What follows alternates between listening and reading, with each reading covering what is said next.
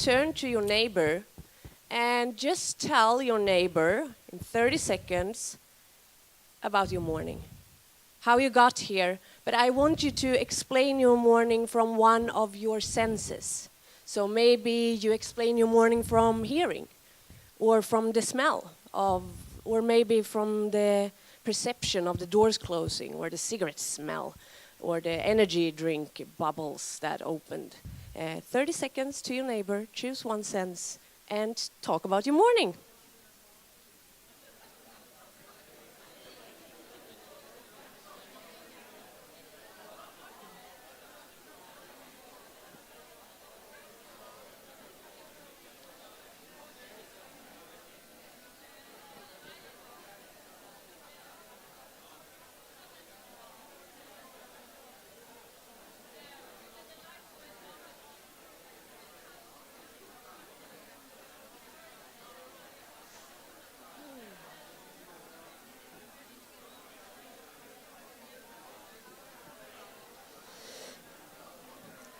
And that was 30 seconds. Yes. Thank you for participation. Give yourself a round of applause.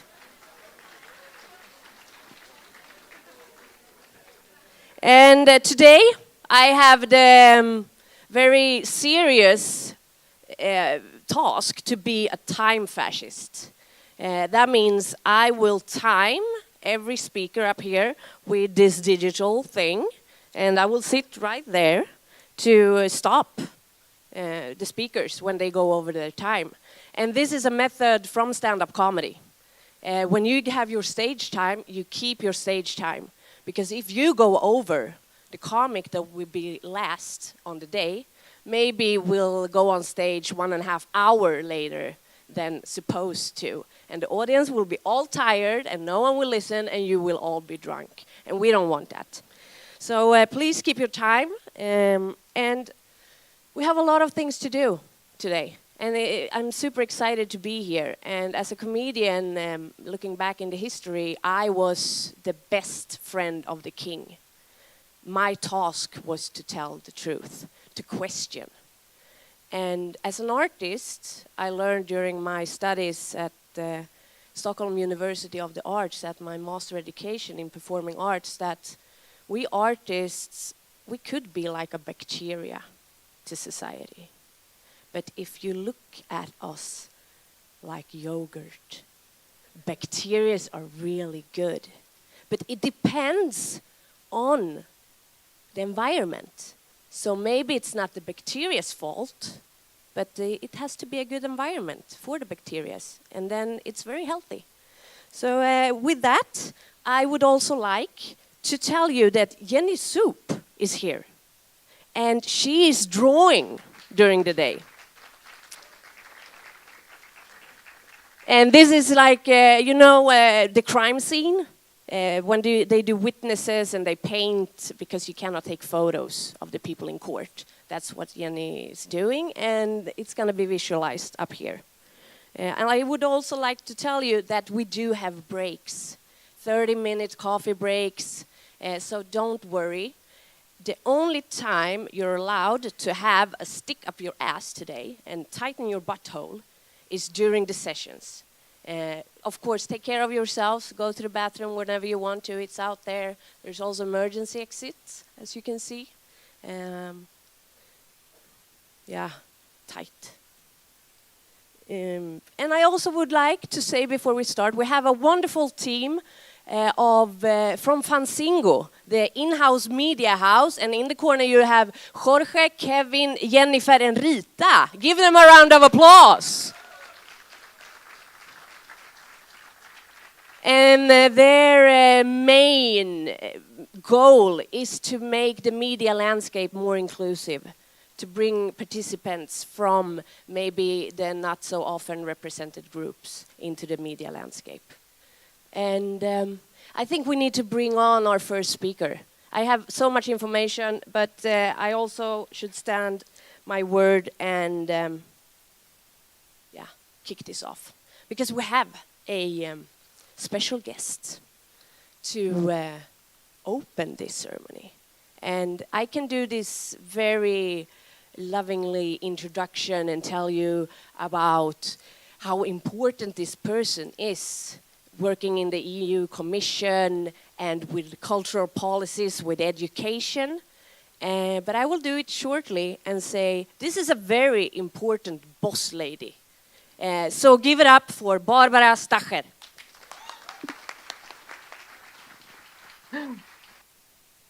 Yes, hello. I'm not sure if I'm as important as yogurt or whatever else. I mean, thanks for this. Thanks for, first time that it's a good idea to have stand-up comedian at this kind of events. So thanks for that. I'll just set the timer so I keep in time. Yeah, I just wanted to I just wanted to give you a bit of an overview about cross-sectoral innovation at the EU level. What is being done and what does it mean? I can already say that what you are doing is fine. It's great, actually. You're, of course, as always, at the forefront. So the politicians also understood the importance of cross-sectoriality.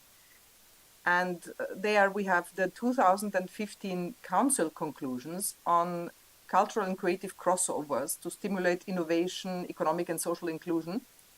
So you can see that also the politicians since 2015 in particular, they are aware of it. And then there is also the open method of coordination. I'll explain that. It's a member state experts group who for 2.5 years was traveling to different, creative hubs and was meeting with people. And they were from the Ministries of Culture, Ministry of Economic Affairs. So in one of their chapters in the end, they are writing about cross-sectoral. And I will give you a bit of an overview about their conclusions. Why is it important? Because you can use it. You can use it not only for stand-up comedy, but you can use it for advocacy or for pointing if you need funding or if you need to convince your local politicians of what you are doing in cross-sectorial things is important. Then you can always, refer to these EU groups. Also the European Parliament and lots of policy projects on cross-sectoriality. So I will come to that.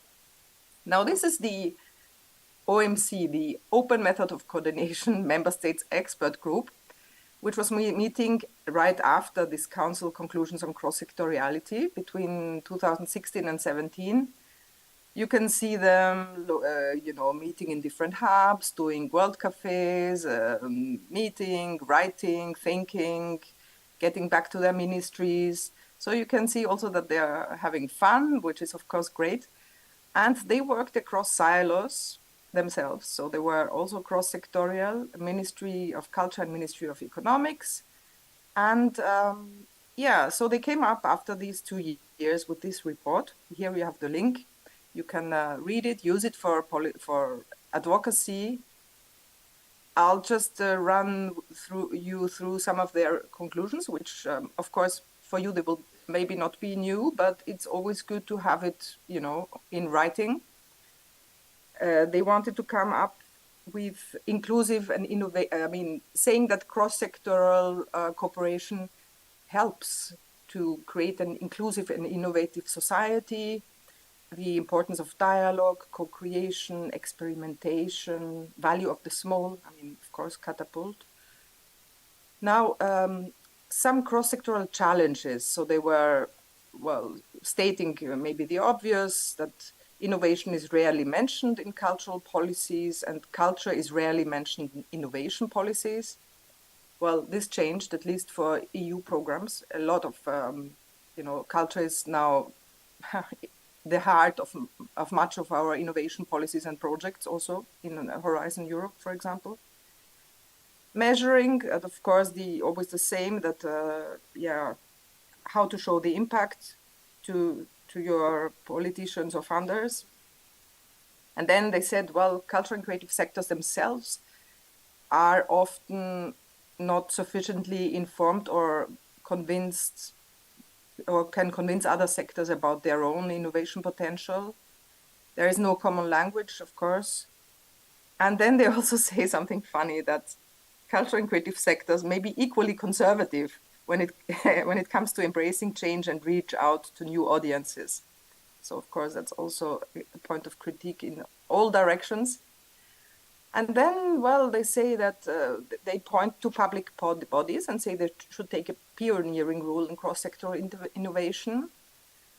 Look at the size, time, and IPR rights. Look at measuring, but also measuring social and societal effects of cross-sectoral innovation, and encourage experimentation, risk-taking, provide spaces, of course, because, I mean, like Catapult, your other creative spaces, you need a place, which, well, even better if the government provides for it. And then, of course, they also say that it shouldn't only be projects, but it should be policies. The policies should not be rigid. They should be long-term. And so they recommend they have some recommendations. Optimize the use of available assets. So that another idea was basically, because that happened in some countries, that public business support to self-employed could be as an integrated part of creative hubs and similar spaces. For example, in the warehouse hub in Italy, the Ministry of Employment actually comes to the creative hub and does sessions there with long-term unemployed, or with people who want to be reskilled, or with young people who are looking for a way to find a job as a self-employed. So they were actually going outside of the public employment offices, which of course can be sometimes a bit intimidating, just to do activities and sessions with young people or with other people at the hubs. So that some hubs are doing that, or some ministries are doing that. I'm sure also in Sweden that happens. Then what else should be done? They said it's important to keep structures flexible, to mix models, profit, non-profit, to run projects through creative hubs or similar structures. And another funny thing also was to say, avoid renovating too much. Because of course, like in Athens, there has been this hotel which has been super over-renovated by the authorities with EU funding and regional funding. So they did a glitzy, shiny thing, which in the end they said, well, to the creatives, you can use it. And they said, well, we don't want to use it because it's too glitzy, too shiny. We cannot afford the running costs of the building. It's not adapted to our needs and our tastes. So they didn't take it. Of course, it happens a lot.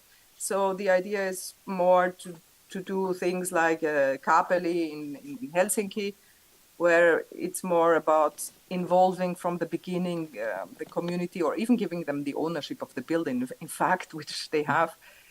So that's, of course, much better. So to learn more about all of these things and here we did an overview at that point in time. In the meantime, of course, many more things exist. But here you have kind of an overview of policies in that area. And creative hubs, we touched upon it. Why is it important for cross-sectoriality? I think many people started to understand a few years ago what happens. People who are self-employed are there. It shows a bit what is happening to contracts and, working conditions also, which is now a huge issue also at EU level. How to ensure that people can actually live and work like that. But it also ensures cross-sectoriality, different generations coming together, all those things that you know very well, of course. This is why between 2016 and 2018, we kind of had this project to create the Creative Hubs Network, which some of you may be part or could be interested to work with them. What can be learned in general about the future of a collaborative economy, future of work, about active labor market policies and non-formal education and development, new function to old structures, what happens to industrial heritage, declined neighborhoods, that's of course a very important function, innovation, cross-sectoral cooperation, maker libraries, which is now become, of course, very fashionable, and how to achieve more social inclusion. Well, that's mixed, of course, because some of those spaces have the problem that they're kind of glitzy and the neighborhood is shabby and they don't really interact with the people in the neighborhood. Other hubs, they have done a good job, or actually for them it's natural to interact with the people around, or in other cases, like in Barcelona, it's even encouraged by the regional authorities. Like they get funding, but therefore they have to at least twice a month do something with the community around, invite them, So yeah, that remains, of course, a challenge. Now, in the meantime, the Creative Hubs network has evolved. They have established Creatives Unite. It's a virtual, platform, not only for hubs, but much more general. So you can also, if you have some interesting contribution, you can contribute via this button. It's structured according to sectors, action, countries, themes. For example, now they have all kinds of activities on greening, for example. And then they have these tools, which you find in the right in the box above. So the So You Need Money tool, for example, that can be very useful. Like if you are, if you're in need of money or ideas of how to find projects, it's not only about EU money. Actually, no, it's also national, local, private funding, all kinds of tips, and also mobility, residences. Then the other tool is my intellectual property. That's because many artists are not completely aware of how to use or how to find a useful way around their intellectual property. So that's also the first time at European-wide that resources were pooled. And the third and last one, it's brand new, has been launched only last week. It's called This Is How We Work. And we had another member states expert group running for the past 2 years about artists' working conditions, about, in which country are they covered how by social security, or in other countries there's an artist status like in Belgium or in France, or in other countries there are still other possibilities for artists to be, ensured, or how it works for them. And on the platform you can find the results, what's going on in each country. You can even compare the countries. Actually, they didn't like that very much at the beginning. Some countries don't want to be compared to other countries because they think they have the best system already. But this is also an advocacy tool. You can use it. You can fetch different countries and then go to your policymakers and say, look here, they did this, they did that. Why don't we do this? So again, quite an interesting thing. Yeah, that's the network again.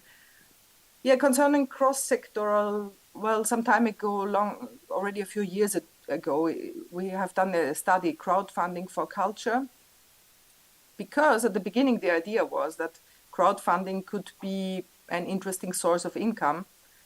In the end, we reached a lot of interesting conclusions, but of course, the main conclusion was that crowdfunding is rather about audience, reaching audience. 46% said that it's to reach a wider audience. Then 42% says it's about new skills, and then also increased community involvement. But of course, this you know already. So it's not necessarily everything about money. Now, just to say shortly about the new EU programs and cross-sectoriality, what happened there? How did all these, expert talks and findings, how are they reflected in EU programs? And actually they are. So since this has been ongoing since 2016, this thinking has been now reflected in the different funding programs, and there are now quite a lot of funding programs which are dedicated to cultural and creative sectors, because their cross-sectoral, activity has also been recognized as a richness. So you have, in the Horizon program, which is about research, KIC, culture and creativity, it's a huge program which is starting now. Creative Europe, of course, Erasmus, structural funds. So there's a lot of increase in budget. This KIC is going to be very, very big you know, they received now a startup grant for 6 million, and they will have 70 million euro per year for cultural and creative sectors. So I hope you can also find a way to them. Yeah, so they have 6 co-location centers, which are at the moment being established: Amsterdam, Helsinki, Bologna, Barcelona, Vienna, and Košice. For Sweden, it would be Helsinki, the closest one. And they are publishing calls, and reach out to see how to cooperate with them. Another cross-sectoral program, which is not new, STARTS. That's one of the flagship ones, which has been ongoing for many years. It links culture to science. That's very interesting. They have the STARTS prizes. Ars Electronica is an important part. They have residencies, so also as individuals you can check out, you know, maybe there are open calls for residencies or prizes. That's interesting. Another program is European Cross-Sectoral Strand. It's in the Creative Europe program. And they publish the Creative Innovation Lab calls every year. And they encourage good quality applications because, you know, they have realized that they are lacking cross-sectoral projects, truly cross-sectorial ones, because they have kind of a minimum that audiovisual sectors should cooperate with 1 or 2 cultural sectors. So many of the applicants do the minimum. So they connect 2 sectors, maybe 3 or something like that. But truly cross-sectorial, like what you are doing, or, you know, that's a bit missing. So you can think about it. The deadline is 25th of April, so you have some time. And here you have kind of the topics that would need to be covered: virtual worlds, innovative business tools, greener practices. So I'm sure you're working on some of those subjects already. Think about it. Then there's in general the EU research program Horizon Europe, which in this edition, also influenced by this new way of thinking, they have come up with this notion of European innovation ecosystems. I mean, okay, I discussed with Martin some time ago, walking around in some street of Vienna about what is an ecosystem, and is it really applicable from a pond of frogs and flies, and what the ecosystem is in the biological sense, or yogurt, as our stand-up comedian mentioned. In how far is this transferable to innovation ecosystems? Is it not? Well, open question. In any case, kind of this terminology is now also anchored in the research program, which has a large part on culture and creative industries, actually, and museums. So check out their calls. Go to Horizon Europe, and you will see if there's something for you there. Regional funds also there.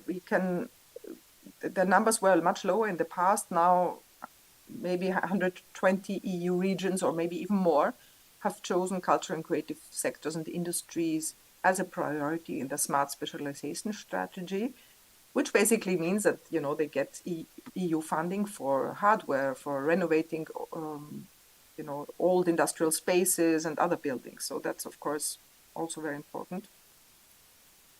Well, if you in addition to advocacy material need some statistics, how to measure cultural and creative sectors at EU level or at national level or Eurostat, look at this study. It's recent, it's from last year, and it also links you to Eurostat, because they're all the time working to kind of single out statistics to mention also what's the cultural part of employment, or of statistics. So a lot of work is ongoing there as well. And then there's something called the Cultural and Creative Cities Monitor. That's something different, because it's actually statistics happening at city level. It's quite complicated because statistics are more on that national level usually, but here you have an index, so you can check some cities, compare them to others. But it's more about innovation in reality. And then in the end, of course, there's the new European Bauhaus, which is interesting in the sense that it links aesthetics with social innovation, making use of the past, greening. So there is a lot of activity also ongoing there. They have a big community. They have prizes, labs, funding. A lot of funding also mentions the new European Bauhaus. So if you have some interesting ideas or would like to participate in one of the programs, check out their website. And in general, how to find EU funding or how to, to understand what there is, you can go to this Culture EU funding guide. As opposed to Creatives Unite, this is really about EU funding, and it's more if you want to know, agricultural, fisheries, because there are goals also in fisheries, believe it or not, linked to culture, for example. So you can, have a look what is there. And with this, I end. And if you have any questions, please ask me. Thank you. Thank you. I have a question that maybe more people have here, and Sorry, that I cannot is, hear. I can cannot we? Hear you well. I cannot hear you very well. Okay, I have the question that maybe some more people here have. Can we get the presentation afterwards? Yes, of course, of course. Good, good. Thank you. Thank you so much for being here and celebrating with us. Round of applause. Thank you. All the best. Yes. And we welcome one of the most creative people on the planet, Mr. Tom Stone.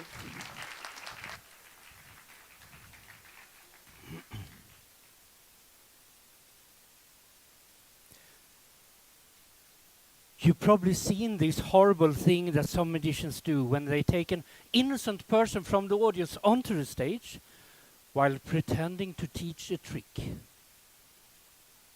But no trick is taught. Instead, the poor fellow is made a complete fool of, and the magician just laughs and laughs.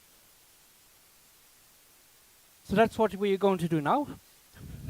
I will find someone to teach a trick. And I think I will just walk this way. You're not meeting my eye contact at all. You probably don't want to be a part of this. Hello, sir. Could you join me for a little lesson in magic?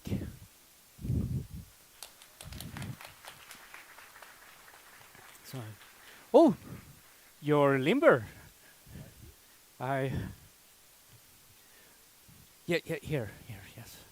I will not do the same. And when you go back, please use the stairs, because if you fall and break your neck, it will be like the top of the day, and nothing will. Yes, very good, very good. So, I will teach you a trick, and it's very simple. All you have to do is to hold the hand like that. Very good, very good. Like that, and relax a bit, because I'm going to give you something to hold. So if you hold that like that, relax a bit. I will have something similar, and mine is a little bit different. It's green. So now, the idea is that you stuff the silk, the handkerchief into the hand, just like that. Very good. You're doing well, very well. Do you have a small magic wand? Otherwise, we can use my pen. Yeah. And wave it about and say the magic words. Well, you're the magicians. You make up some. Yeah?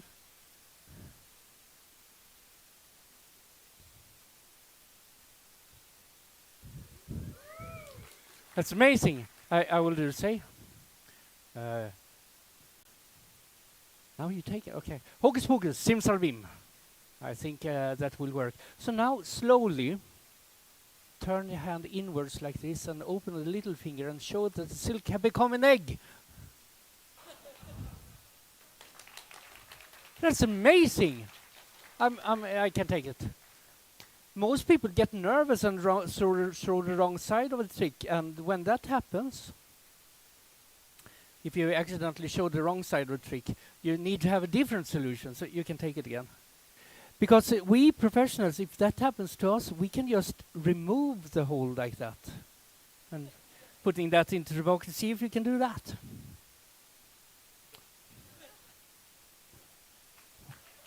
Wait. Can you show it from all sides?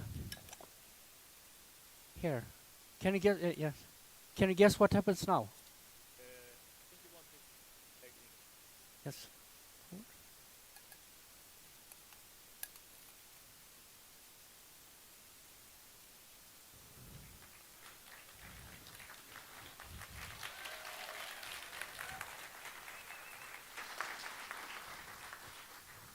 And thank you. You did that's very good. Thank you. Yay! Thank you so much, Tom.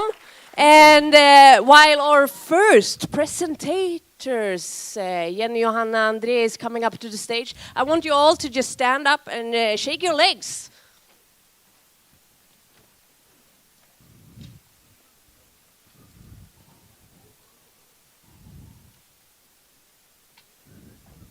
A little bit more. All the way to the toes. Let's see who is first. There you go. Yeah, you can sit down. Yeah. Thank you.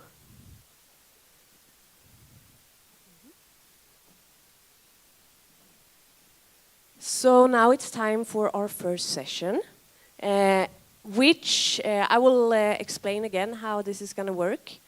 You have the watch there, 7 minutes each, and if they go, yeah, but then you have 1 minute to kind of, I am threatening you with this flute, because I cannot play. I'm a comedian, not a musician, so for the best of our ears and humanity, we must stick within the time. But I'm a nice person, yes. And so you will do your presentations, 7 minutes each, and then afterwards I will invite Martin to moderate and have a facilitator talk with you. Safe enough? Yes. Yeah, are we consenting? Do you want to stand up maybe? And yeah, so that's what we're gonna do. And I think we just, yeah, we start this now. We start this with, okay, are you ready now? Yes. Yes, because all the way from Brussels, is it so? All the way from Brussels.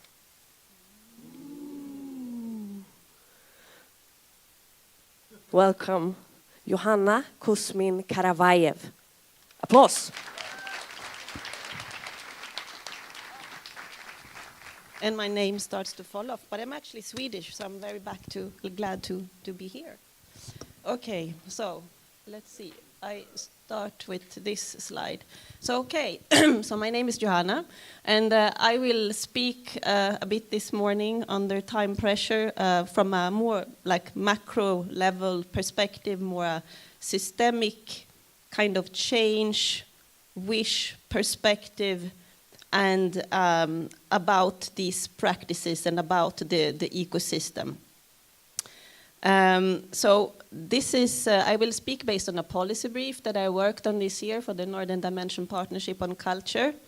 And obviously this policy brief is done because there is a felt need that policy needs to drive more these functions forward that support these kind of practices to grow. So maybe just a short reminder first of like why are these practices important? Why does this matter? And again then from a more systemic level like social and economic change, it doesn't happen in silos. We have to work across sector, we have to be better to work intersectorally, and these practices represent one way of going forward down that road.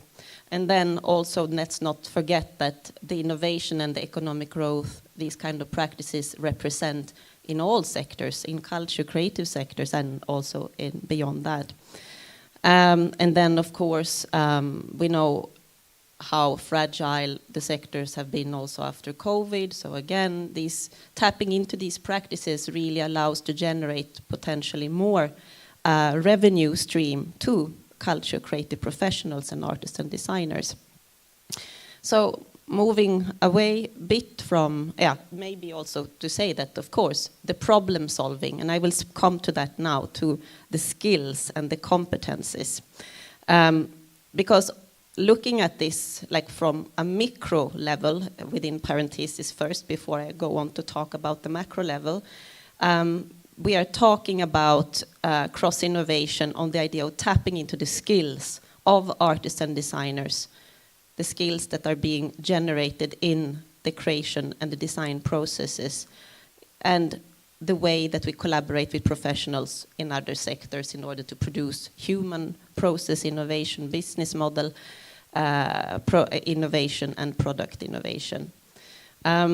So just looking at these skills, because I think that was also important. You know, it's quite interesting in research now that you see a lot of the same kind of skills being agreed upon that are being generated from the creation and design processes. And also, like this you can see in OECD reports and also by individuals, researchers. And there is even more agreement around the mindsets rooted in the experiences, the culture, and the working methods being generated from creation and design. And this is what you can see here today. It would be such a wonderful thing to have these mindsets more integrated in other sectors and contexts and boring conferences. Going back to this micro level ecosystem idea. So what we need on a micro level is to carefully orchestrate and have a thought out structure for the methods for making this work. And we really need to boost exchange between intermediaries, scaling up a capacity of current intermediaries, and based on experienced intermediaries also create training for other professionals who are keen on working on these kind of processes. So looking a bit now, zooming out on this macro level again, there are many elements and functions that are needed to make these practices grow. So the whole idea that I want to underline with this picture is really the intersectorality and the dynamics between the sectors on all levels, on a micro level, on a meso level, on a macro policy level. But the issue is that I haven't seen one single of these ecosystem that actually function or exist. So there is still quite some way to go there. There are many roles and functions to be fulfilled. And also the issue is that, of course, one of the many functions is incentives. I mean, we need to create a proper market. It's no use for only training professionals if there is no market. So we need other sectors to want to work with us on this to go forward. To talk about these things about what we should do, because obviously then if there is no macro level ecosystem, what can we do? Of course, we should not sit and wait for a functioning ecosystem. There's a lot of things to do on a research level around evidence, criteria for impact measurements and evaluation of skills and competencies. And I really have the feeling that there is a gap in perspectives on how you look at these things, but depending on if you are a researcher, academic researcher, an artist, an intermediary, a policymaker. So these have to come together in order to create viable solutions, actually. And what is really interesting is also to look more at the art creation process and the design creation process and their complementarities. How alike and different are they really, and how can we really refine these unique selling points in selling what we are actually doing to other sectors. And then based on the, I have 52 seconds left, based on this very last point I'm happy about, because this last point we will actually do something about here today. So this comes down to the intermediary practices, to build up a trusted practice and boosting and scaling up intermediaries, document more best practices, exhibit and communicate these, and also then reaching other sectors to training and awareness raising. So today with Krista from Northern Dimension Partnership on Culture, we will also work in a workshop, or more, it will more be a discussion with also invited intermediaries online on what is really being an intermediary, and what are the relationships, the dynamic relationships between public ones and private ones. So yeah, thank you. Thank you. Wow, that was sharp, and thank you for creating a path, making ways for us so we can do it. And we continue with our next guest from Ystad. We have Jenny Kornmacher Tingvall.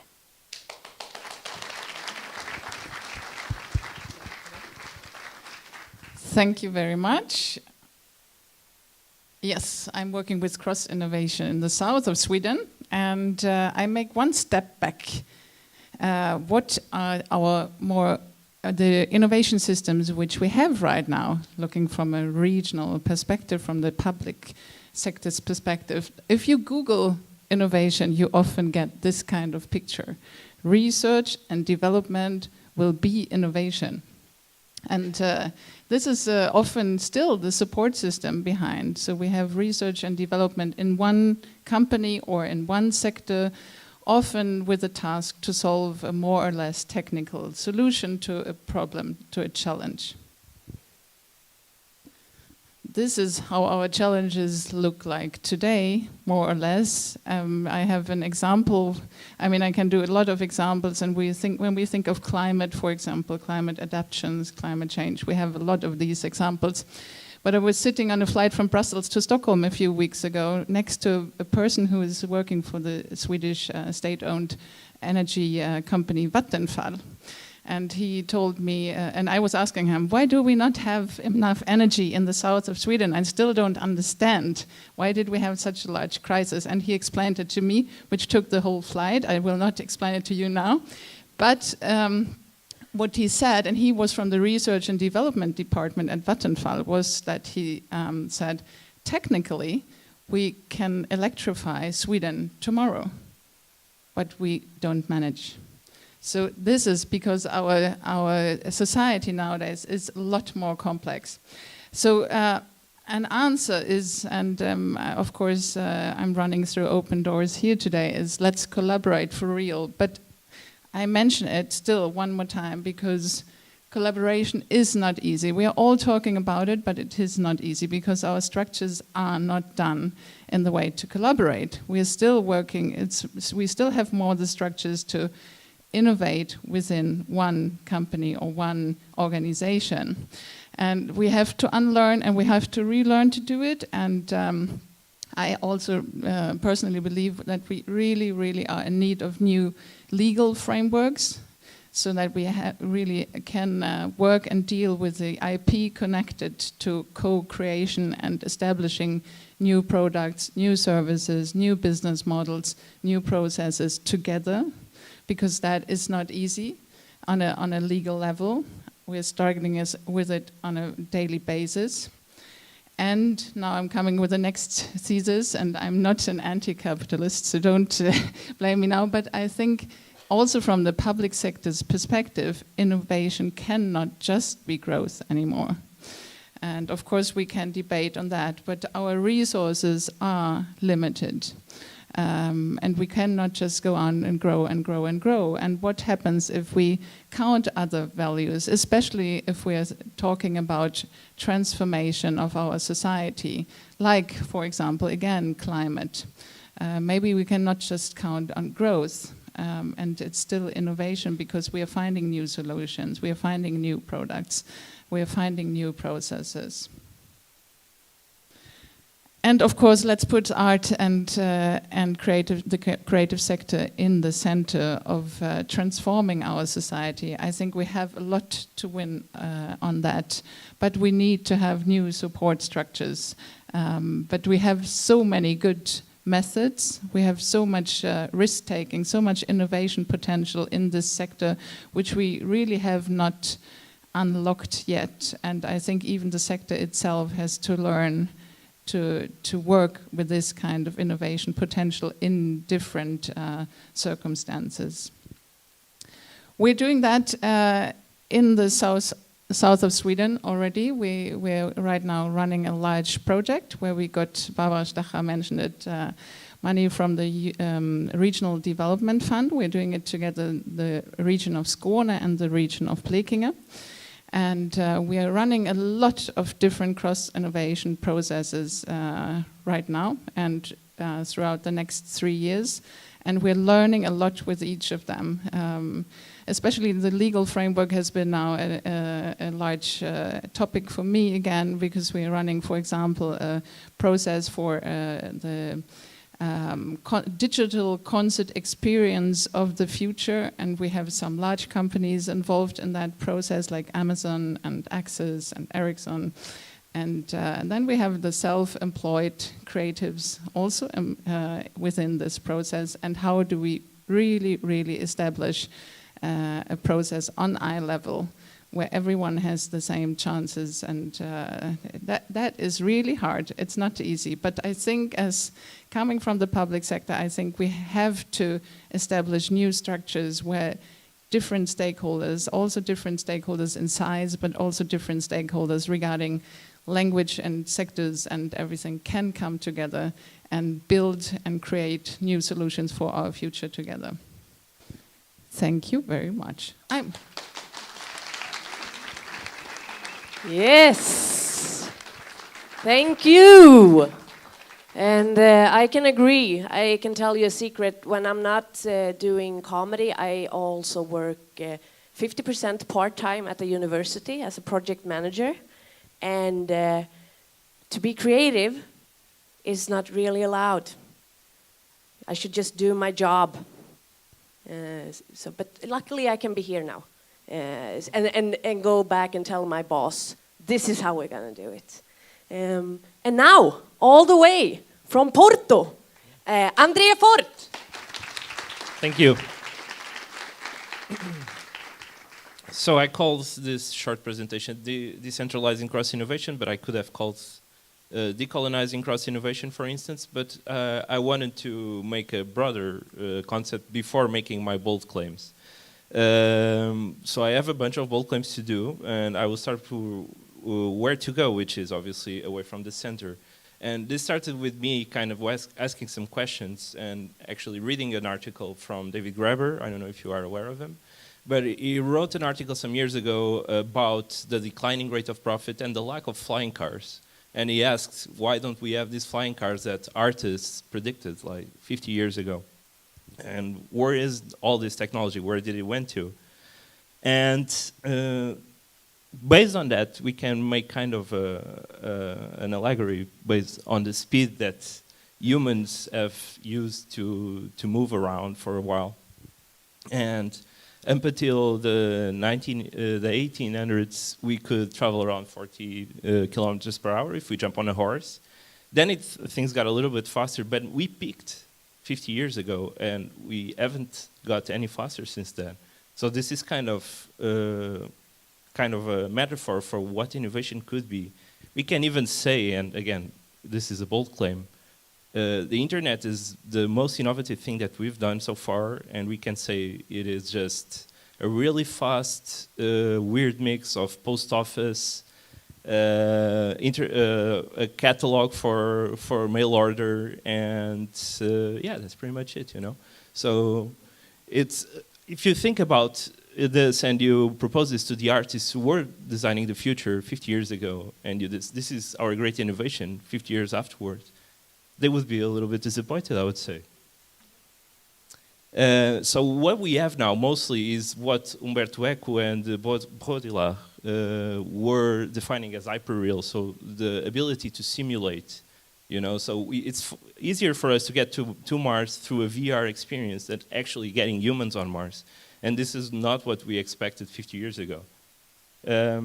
So yeah, this kind of makes me think a little bit of where we are now.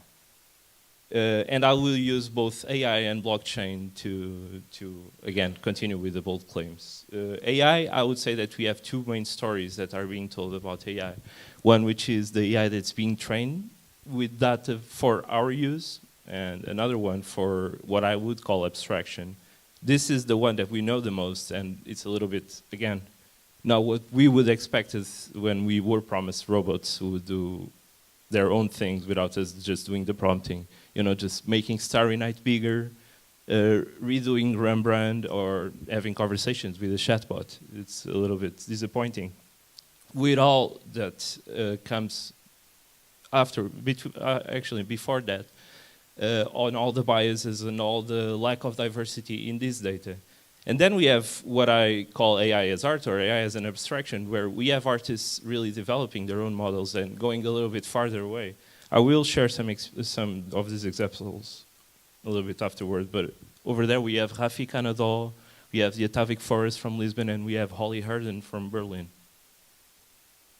So about blockchain, I would say that all technology is agnostic. This means that blockchain has a possibility to doing data encryption is more than just what engineers have proposed to artists, which is let's do NFTs and find some ways of some new revenue streams, you know. This is definitely not enough. On the other hand, you have artists who are doing blockchain art, such as Ria Myers. So Ria Myers, for instance, on the left, she's doing a certificate for inauthenticity for Duchamp's urinal, which is adding a new layer of how you can understand things. So I would say that the lesson that I want to bring up with this is that innovation, cross or not, is centered probably around the same type of people for a long time, and artists have been left out of this equation for a long time as well. And we've been kind of in the same speed for too long, and we need new stories to be told because we haven't heard them. And the stories that we've been getting again is that this has a negative impact on creativity as well. We have artists that over and over again are kind of using the same methods and not translating the material reality of the resources that we have available. I mean, if AI is available, why are not artists actually developing AI and are using what engineers are designing for them? And we have seen music's getting shorter as well, you know, just because all the streams work and our artists are getting paid by it. And I would say this is not exactly ideal. So, and even our science fiction is getting a little bit and not interesting, I would say. It's all parallel and not what we are living here anymore. And yeah, so getting away from the center, I would say that we need new works of fiction. We need a more democratic access, and this is where I feel that cross-innovation is really important. Again, I'm quoting Holly Herden here. She said, if I can't hear the present, and she means this by if I cannot use the technology that is available for me to create right now, how can I envision the future? How can I imagine it, you know? This is really important. And then we did the obvious and what we've been talking about, which is multidisciplinary approaches. This is easy to say. So one good example of this in the new narrative parts is Afrofuturism, which enabled Afro-Americans to get back the sense of identity that may have been stolen from them. This is a really interesting approach. And then we have the Atavic Forest, for instance, which is an AI model developed in Lisbon for digital therapy by 3 physicists and a sound artist. And what they envisioned was a forest that dreams of forests, kind of. So you are invited to immerse yourself in an environment that takes you back to your DNA lineage kind of thing, because it's a forest dreaming of new things and inviting you to a really deep experience and connection to yourself. And yeah, I think that I'm running out of time, so let's see. I already said this. This is a project that we are doing at UPTech. I will be more than happy to tell you all about it afterwards. And I will just leave you with these 2 quotes that I found really interesting. One, which is actually by John Maynard Keynes 100 years ago, where he said that those peoples who can keep alive and cultivate into a fuller perfection the art of life itself and not sell themselves for the means of life we'll be able to enjoy the abundance when it comes. So he said this when he claimed that we would be working around 15 hours a day by now, which has not happened. And also, David Graeber and David Wengrow in their work, The Dawn of Everything, kind of found out that the beginning of Illuminism was in North America with these three freedoms. So the freedom to abandon one's community, knowing that one will be welcomed in faraway lands, the freedom to shift back and forth between social structures, depending on the time of the year, and the freedom to disobey authorities without consequences. Yeah, this is it. Thank you. Yay! Yes, yes, Sorry. yes. And my brain is like, I want to go into that forest, whatever that was. I'm curious about it. And let's do some magic before the panel. Tom Stone.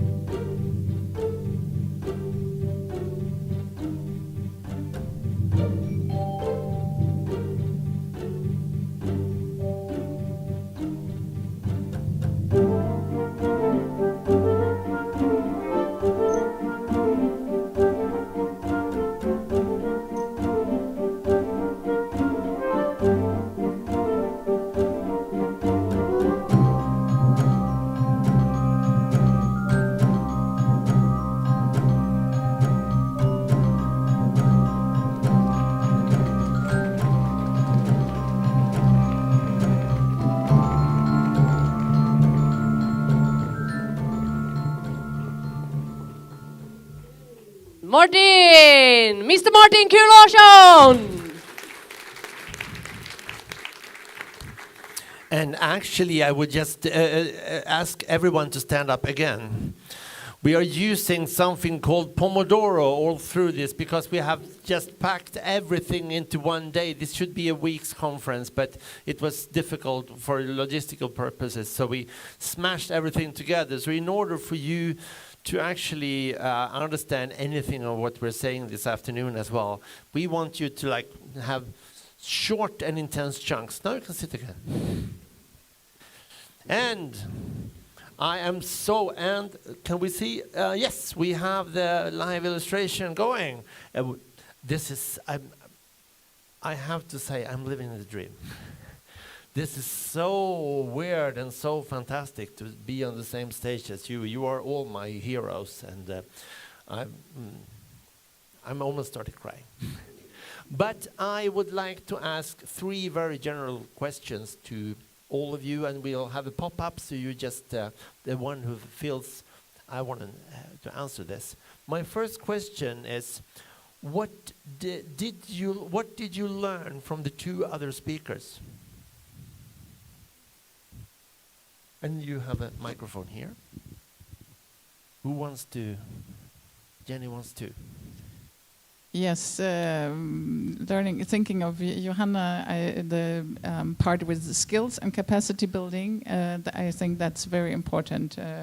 And I didn't mention it at all, and it was good that you mentioned it before, I think, because it is central to all of it. It's capacity building on all different kind of levels. It's capacity building for the intermediaries. How do we do these kind of multi-stakeholder innovation processes. How can we do that? And for the cultural and creatives as well, what do we put into these processes? Where is my personal, as a creative, where's my personal expertise? Where are my real skills? And how can I really collaborate with totally different sectors? That's not easy. In the beginning, in these processes, we often have a time of searching for the same language. And I remember working together with artists and physicians, and it took them for an hour to understand each other, and they were all speaking the same language. And it was really, the physicians were like, these artists speak in 3D somehow. That was their impression. Wow. So different was it, and we didn't understand anything of what they were talking about. So so there's a lot about skills. But this capacity building is we are the headline for this talk is a new innovation system. Is this not taken care of in the existing innovation system? This capacity building? When it comes to what Jenny were talking about. Well, I think first of all that it's really thinking also about like complementarity and what we were all saying. It's so important to create these contexts where we have these different, because we are not saying different things, we are all complementing each other in what we are saying, and to creating the context for hearing that, but to also to even hear the more diverse, I mean also other sectors, and even just creating these problem-solving contexts where we actually discuss about current issues. And I'm thinking about the Renaissance and the approaches that existed already then, you know, how to create these discussions in a very serious, interdisciplinary, intersectoral manner. Yeah, that I was thinking about when I were hearing my colleagues speak. And André, what did you learn from the two other speakers? Yeah, I would say that definitely the skills part is really important, because it's what I feel that's kind of stopping us from being more innovative. I mean, you heard my presentation, so you know where I stand at. In that sense, not creating new skills, but just making it more accessible for artists to be able to engage with other fields other sectors is really essential. And the same goes for the other way. I mean, we've been working in silos for way too long. And that goes for not only sectors, but for class, for access to all types of technology. That's why when I said that we are all using or talking with the same people for a long time, it makes some sense. I know we're all quite similar here as well, you know, so that kind of translates this effort that we also need to do to also involve other people coming from diasporas, coming from different backgrounds, who can also give us a new perspective on what to do and where to go. And was there anything else that you heard that the other speakers say? No, I just want to compliment on the skills part. I was just thinking that also within such an innovation process, it's the skills part is really, really important, because when very different sectors meet each other, then you have to understand what is the other one really doing in order to be able to start to collaborate on a. I mean, we're not talking about basic things. We're talking about finding solutions for really hard challenges. So that means that you have to understand what your partners are already doing, and just as an example, having designers or artists or whatever working together. Now I'm taking an example from Skåne with someone who's working in the steel production side. Then they have to really start to understand what are the challenges for such a small or medium-sized company, what are the challenges right now in steel production, how do they work, what is their daily life like? What are the employees doing? So all these processes also take some time within such a process, but they have to take time in order to be then in order to make it possible to then really collaborate on a different level, to then put together the different expertise. So that means that not only the artist has to rethink what is my methods, how do I do this? I'm an educated as a composer. I don't know anything about business, but you can use. I've tried to use my skills as a composer in other ways than actually writing notes on paper, and in the same way, maybe then the steel producers or the telephone companies have to rethink what are we actually doing and how are we doing it. That's what you're talking about? Yes. That is required, because I'm thinking that, again, we're coming back to the intermediaries, because it requires creating these contexts and frameworks, ground for like getting into that mindset, to understanding that you have to be open to, as you said yesterday, everyone else is important. And that's the point. I am not the one who is most important. These are the guys who are most important. Oh yes. Could you just develop a little what you mean by the mindset? Could we define the word mindset? Well, I mean, this is a bit of what I was talking about. I mean, mindset in this context would be both on the mindset, then the mindsets that are produced or that are generated in abundance of the creation from the design processes, that you can able to see that they are based on the experience, the culture you're in, skills. It's all, a matter of, and it's a matter of culture, actually. It's a matter of the culture that you are, being fitted into. And I mean, it's very complex because you are multiple cultural identities, right? And in this context of what we have to get into in order to understand this, I mean, it's the same. So, of course, there are really cultural silos. I mean, people on high posts in management and in leadership, they often consider themselves very important. We talked about yesterday with colleagues that, like in academia, big professors and often consider themselves very important. And that is obviously an obstacle to hearing the others, to actually understanding that I am not disruptive by myself. It's what I create in the relationship to the others that will become disruptive. And this is interesting also. Do you believe more in disruptive development? Do you believe in incremental? Or both? I actually believe more in disruptive. In my context, I work a lot with startups, and startups have this ability of focusing on a specific issue and developing a solution for that. Usually their behavior is a little bit disruptive to what happens. And then we try to bring into corporations, and that's where things get really interesting, because for them, it's completely something new that it's kind of difficult to understand how startups are working.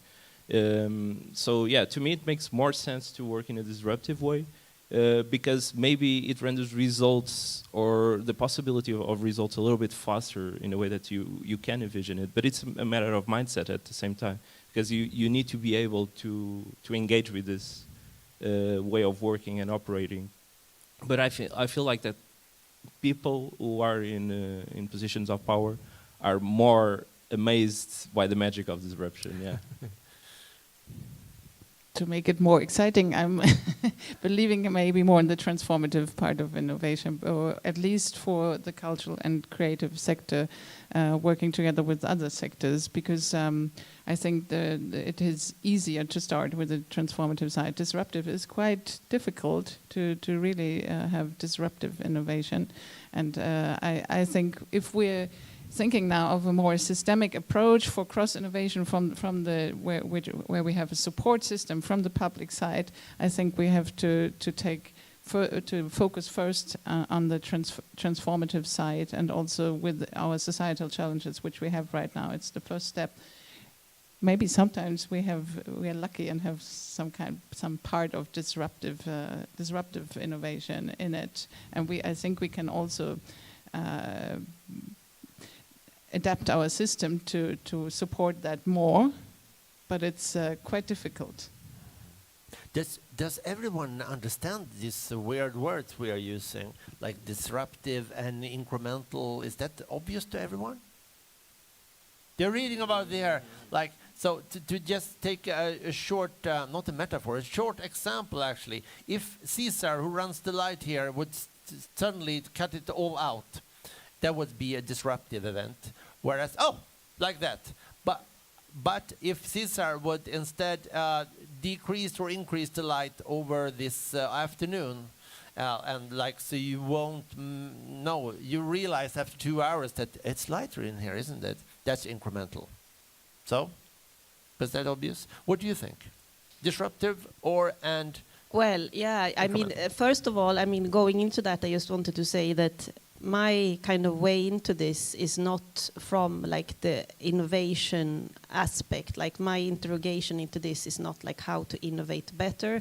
My way into this is really, you know, how, again, from the systemic change perspective, like to identify these functions and like why can't we work better around things. So arts-based collaboration and cross-innovation, first of all, like the policy brief, as you hear, I mean, it has a collaboration word in it as well, which does not necessarily mean innovation. So this is more about explorative practices and investigating, you know. But it's often also, of course, linked to some sort of innovative or new ways of doing things.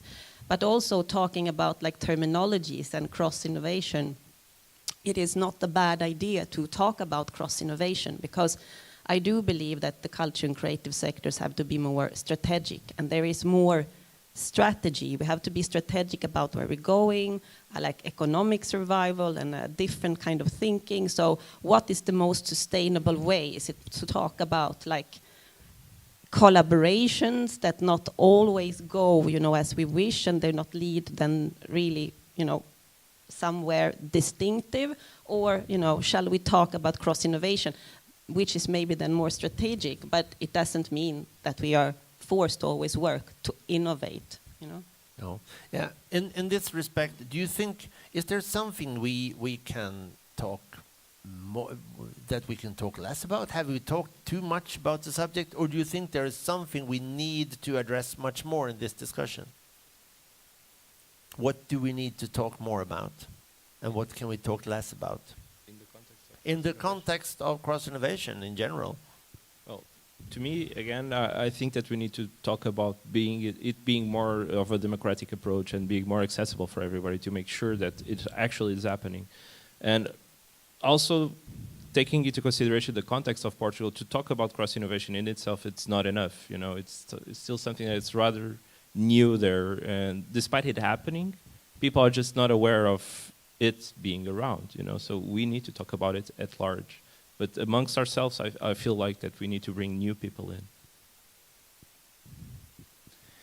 And I've already been into it a little bit. I think the legal framework is key to a lot, because of course I agree with you, Johanna, collaboration is maybe a first step, but for me it's just a first step. I would always say we're talking about innovation, and we are in such a need, actually we're in a need of radical innovation because we have such big societal challenges right now on all different levels, and we have to find so many new solutions and so fast. And that's where I think that that cross-innovation with the cultural and creative industries can come in, because when we are thinking of now innovation processes funded by, for example, Horizon, which are all going to the large research institutions, these are long processes, often about 10, 15 years long, and a lot of large budgets. And I don't say that they are not needed, but I think we are really in need for an alternative, much more resource-effective innovation system, which is changing fast new solutions for our whole society. And that's where we need a new also legal framework, otherwise we're just collaborating and not shaping something new. Could maybe say that I think that we need better narration, and to finally really the narrative in the culture creative sectors, because I mean this maybe then gets you thinking about instrumentalization of the arts and culture, and you know, why should we work to innovate the environment, urban development, ecology, etc., etc. But for me, these practices are really about opportunities, and I think we really have to base the narration on that. Not everyone wants to do this. Everyone definitely don't have to work with this, but it is an opportunity that has that makes multiple rings on the water in so many different ways. So. Maybe we have a question from the audience that is actually a question and not a statement. Yes. Yes, and I have my colleague from the incubator here. Would you introduce yourself to the auditorium and ask your question in 30 seconds? Okay. I'm Josephine. I'm part of the incubator. I work with cultural history and stage art. My question is, like, to pull back to we were talking about earlier with the different languages, is if you could maybe for me as a artist who does not really understand the political language so well, and now I need to focus a lot on just understanding what you are saying, is if you can bring some concrete examples on how this can be done from the artist perspective, because now I'm sitting and thinking, how does this apply to me? I make a concrete example for you from our project in Skåne and Blekinge. And we just had 2 weeks ago an innovation process on water and oceans, for example, where we were searching for artists, designers, journalists, filmmakers who have experience to work with sustainability and the topic of water and oceans. And that was exactly also when this accident happened with the ferry in near the coast of Blekinge. So that became an extra urgency all of a sudden on that innovation process. But then you can apply for that if you are really an expert in the field of water, and maybe a designer or an artist or whatever. You have to come in to us with an application, short, not long. It's you can fill it out in maybe 25 minutes. And show us what you have done in that perspective, and then you can take part and work with different companies. We had invited different companies which are working with, for example, different kind of pumps, or also a sail maker, and someone who's working with water and tourism, and someone was from the fishing side. So it's a different kind of companies, and then you go through such an innovation process several days with us, get paid for that, of course, for your time, and you are working on common solutions. And I think we have time for one more question. We have one just behind you, there.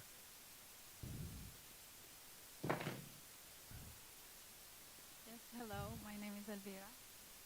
Yes? My question is, I'm wondering how you, about your thoughts about multi-potentialites, because I feel like there's a lot of, there are a lot of gatekeepers or like decision makers who are very like specific when it comes to what kind of like experiences you have, or and you have to have like certain skills and these kind of, but the people who are more multi-potentialites, who have like different kind of skills, and I think that touches about communication also. So what are your thoughts on that?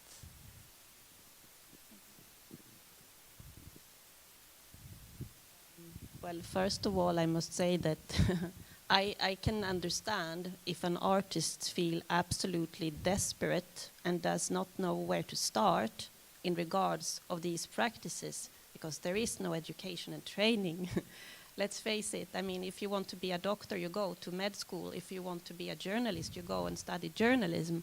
To still become like an intermediary, I don't think like there's an evident kind of way getting there, and today, unfortunately. But then again, we have to build on the really great experience that exists among intermediaries companies who have established their markets with clients, having survived on what they do since a couple of decades almost now.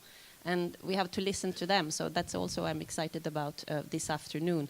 And yeah, there are many skills. And I mean, these collaborations can often, this is complicated because if you go in to try to do these collaborations on your own without the needed skills, it's more, it's more about breaking than making, because you will find yourself in a situation where you are not well wondered and where the other counterpart does not feel trust, and there will be a very bad disconnect for the coming time or for the future. So it is not an easy question.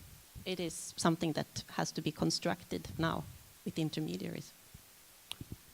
Thank you. And I also have an answer, because I joined Catapult, the incubator, and with the help of Martin, I learned how to communicate my skills. What is it that I know? Because as an artist, I know a lot of things, but I need to communicate that. Yeah, talk to Martin. And now we have actually the coffee break. You will get a applause before we go. But I want to tell you, we start again 10:55 sharp. And your task during the coffee is talk to a new person, maybe primarily about the subject, or you can talk about the weather, because that's very Swedish. Is it warm today or is it cold? Yeah, we already started. Give it up for this panel. Thank you so much. See you soon. Thank you very much. And coffee is downstairs.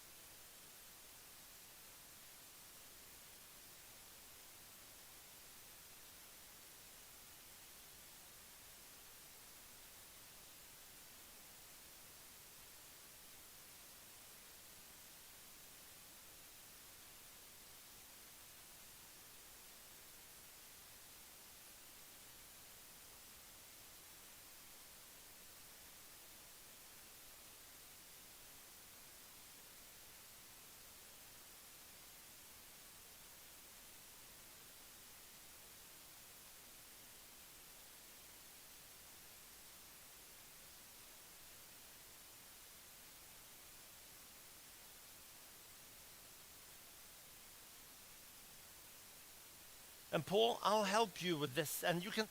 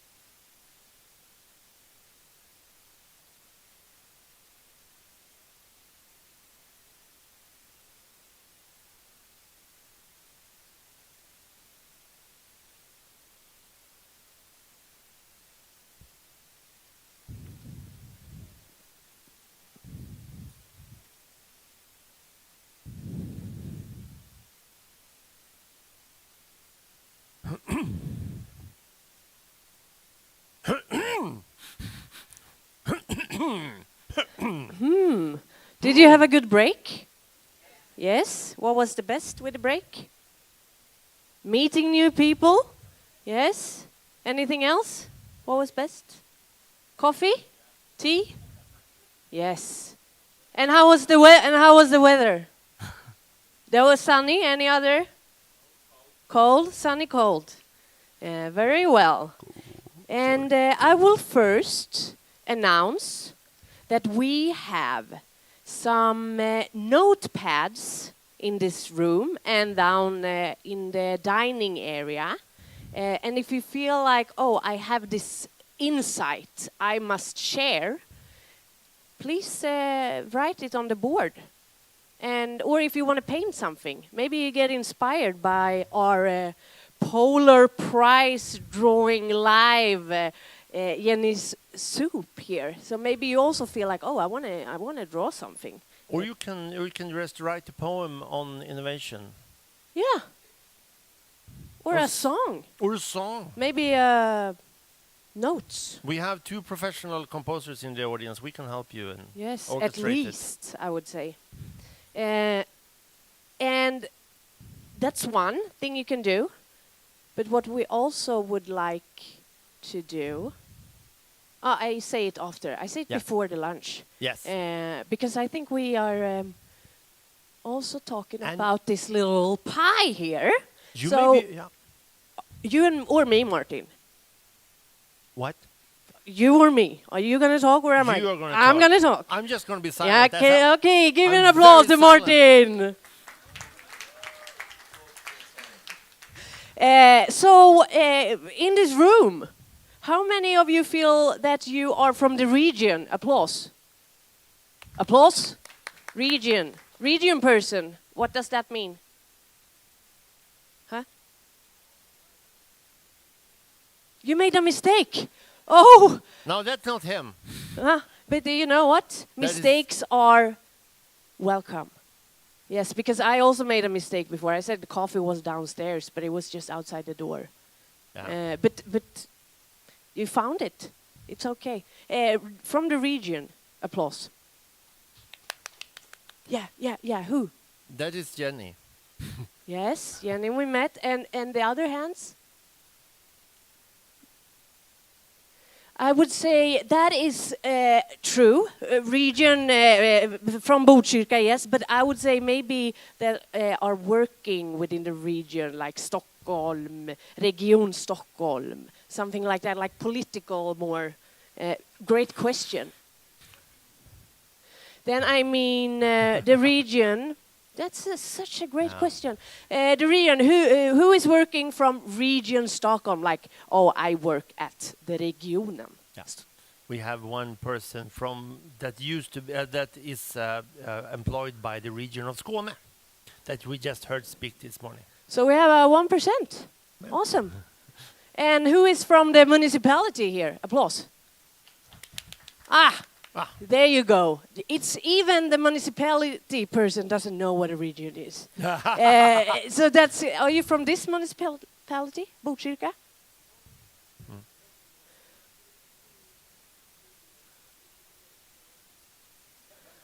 Wow. Yeah. Yes, but welcome to the municipality. And we have someone here from? Yes, Huddinge, Udange. Welcome. Who is from the creative business? Applause. Yes, yes, yes. We have artists here. And Abbas. Yes, what do you do? So many things. Well, we have to come to an incubator to learn how to communicate our skills. Yes, but thank you for being here. Thank you for contributing to this day. Yeah. IT. Shall we? But do you Yes. want to go through all of them? No, you are right, Martin. I will now Okay. I just give destroyed this. my We are own going to start a presentation. panel now, and it's called the Transformation of Society. And we have excellent people here on the stage. And we have Paul Bourne from Cambridge, and we also have Thomas Arcaedius. Yes, and yeah, we met before doing some. I think you will talk about what you're doing, and Raffaela Seitz also here. Yes, traveling.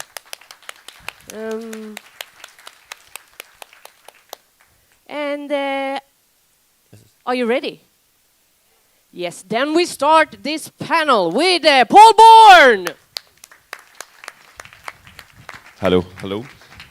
Thank you very much. So, doing a lot of traveling, going to a lot of different places, I get a lot of different introductions.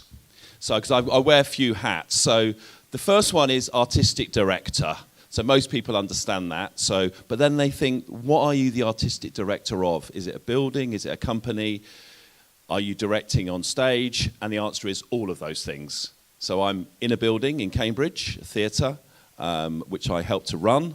I run my own theatre company, okay, as a producer, and I also direct on stage. So that introduction is relatively easy.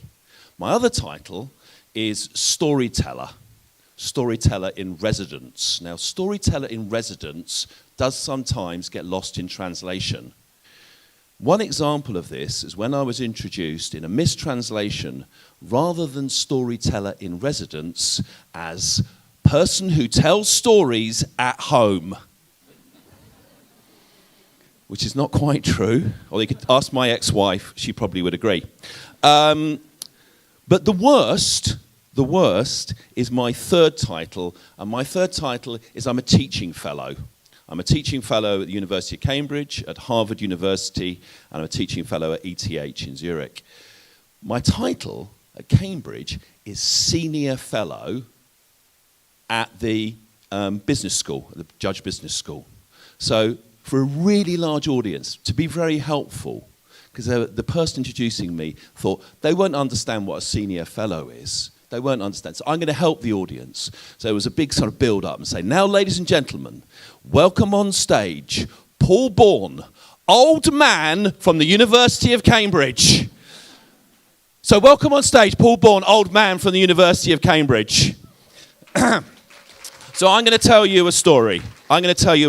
It is a story of melting ice caps, rising seas, arid lands, floods, heat waves, temperature rises, loss of species, a story of a climate emergency. Have you heard that story? Have you heard it? Okay. You haven't heard it like, this. Oops. We probably can't say cunts. We almost certainly can't say cunts.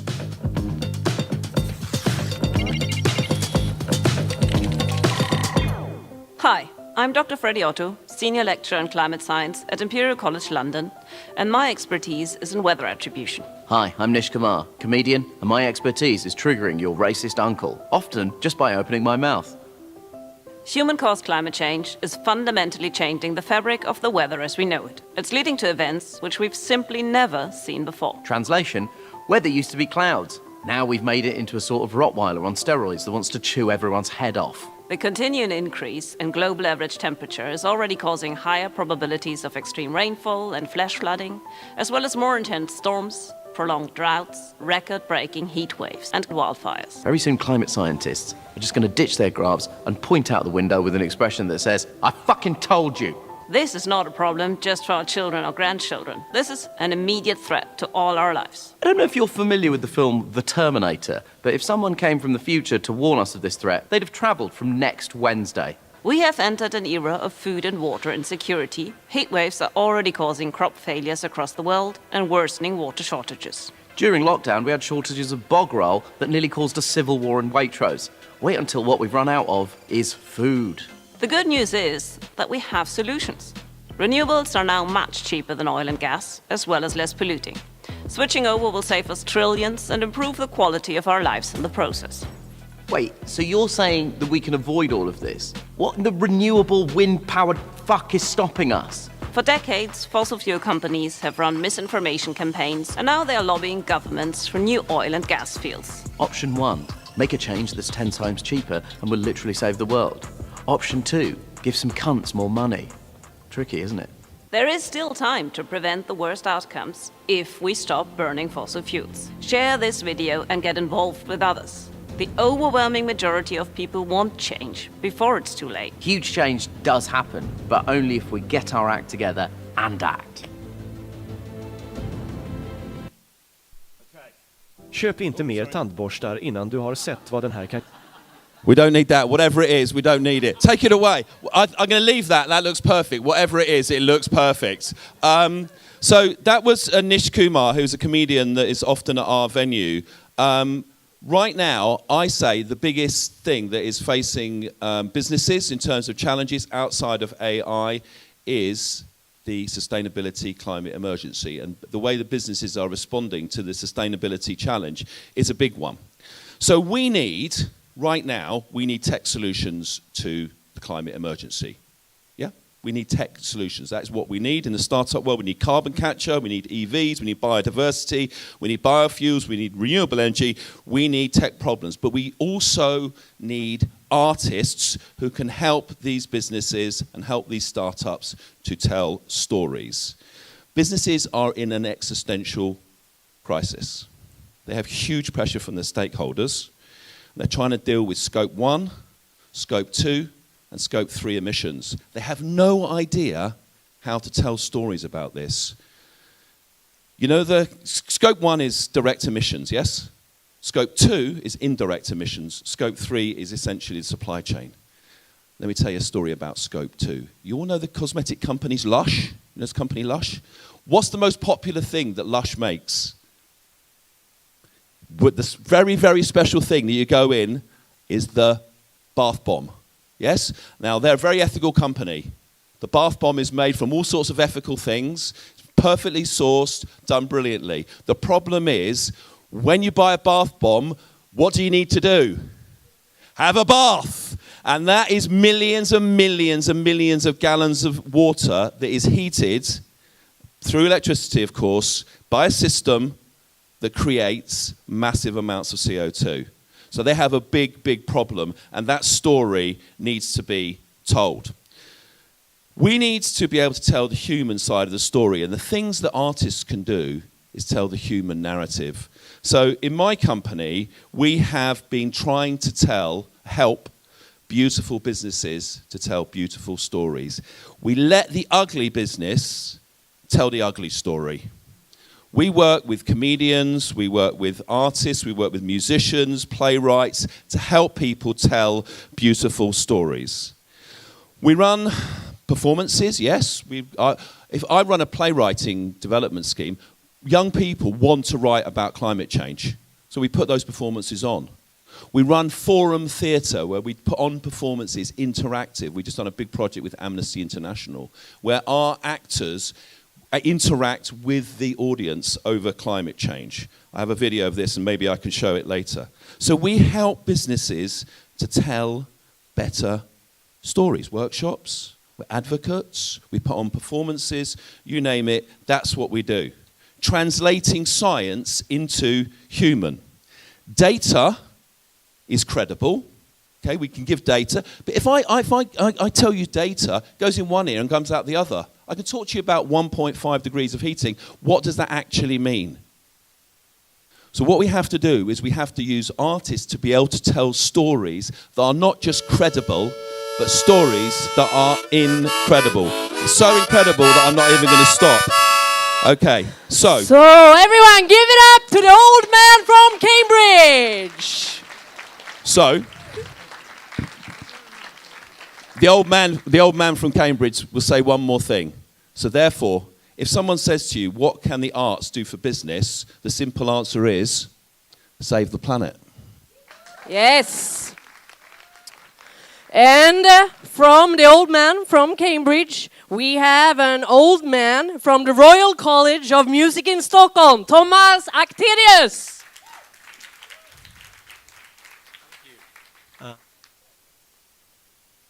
Thank you. So, the old man from Royal College of Music. So, I'm Thomas. I'm a professor in entrepreneurship, and I work at the Royal College of Music here in Stockholm.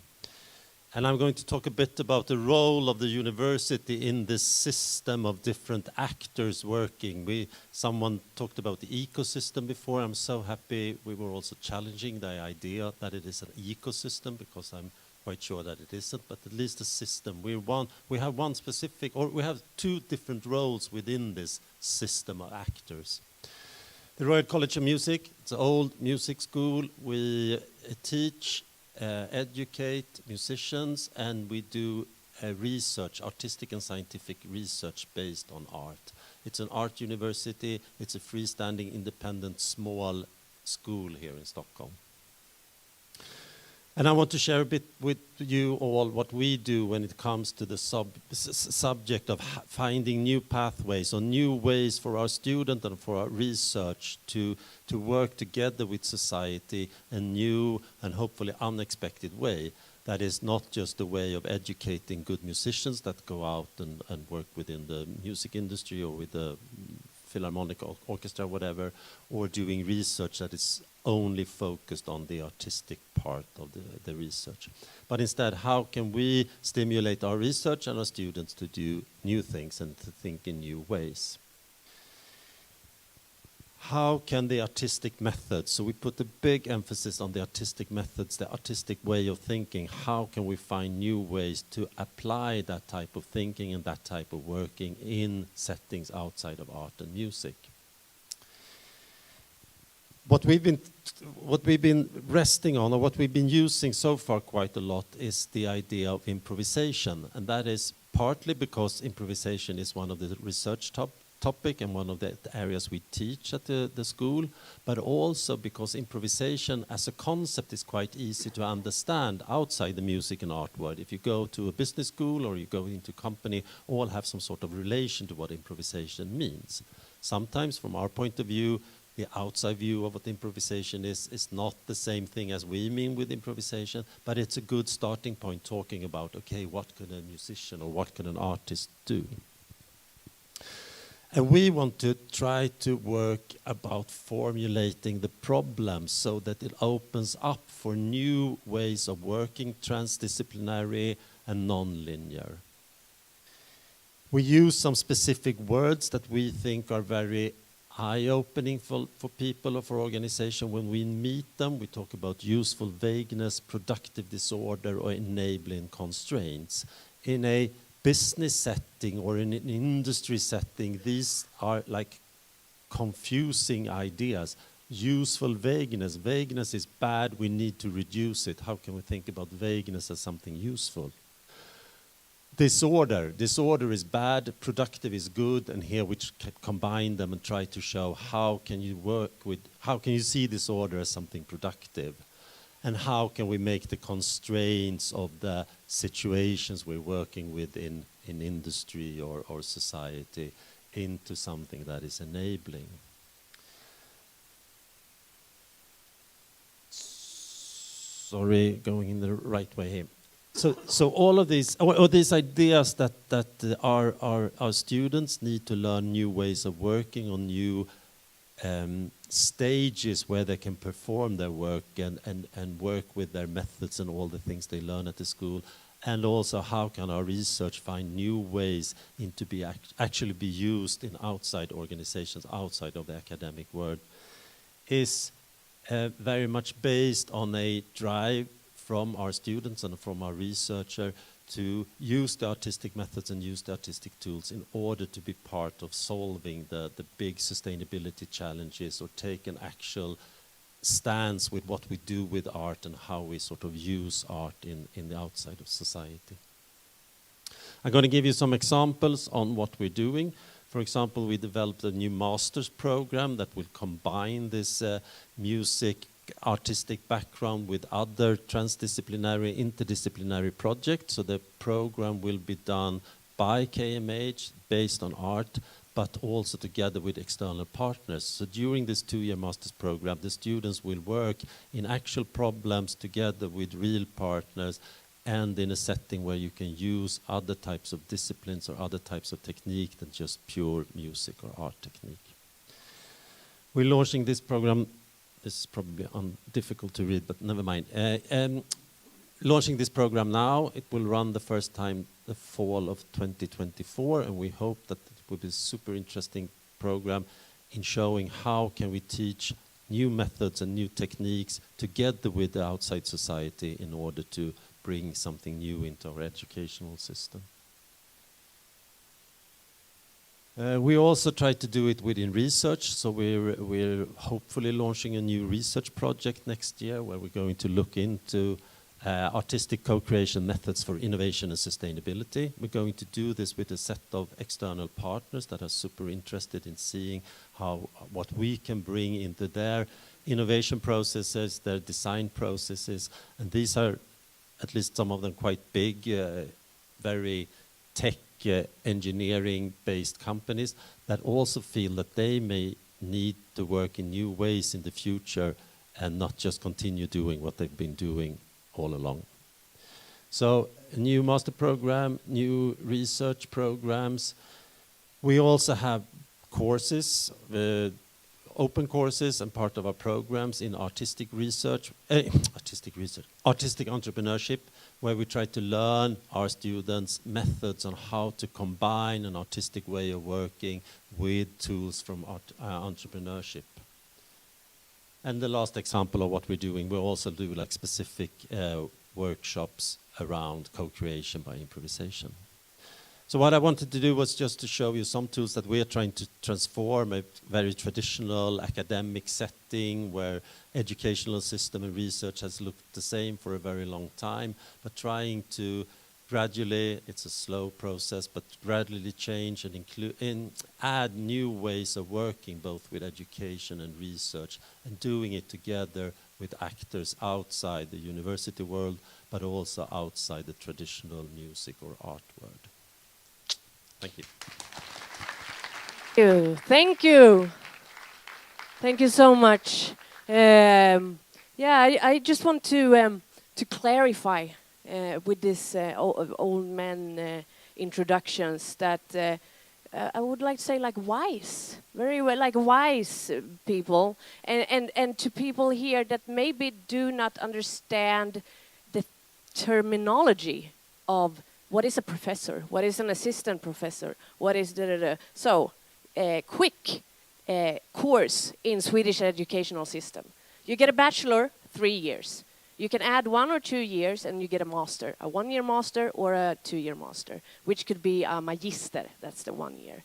And then you can apply for a PhD to become a researcher. That's 4 years. And you can also add 2 more years to do some teaching while you're being a doctorate. So that means 3 plus 2 plus 6 more years, and then you are a PhD, that's your title.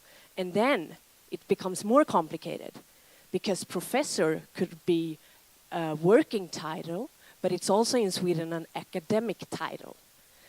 So once you get it, you are a professor for life. But if you're an assistant professor, you only have a master and 7.5 points of teaching and learning. So I'm an assistant professor. Yes. And here, some other with a lot of education. Raffaela Seitz, welcome.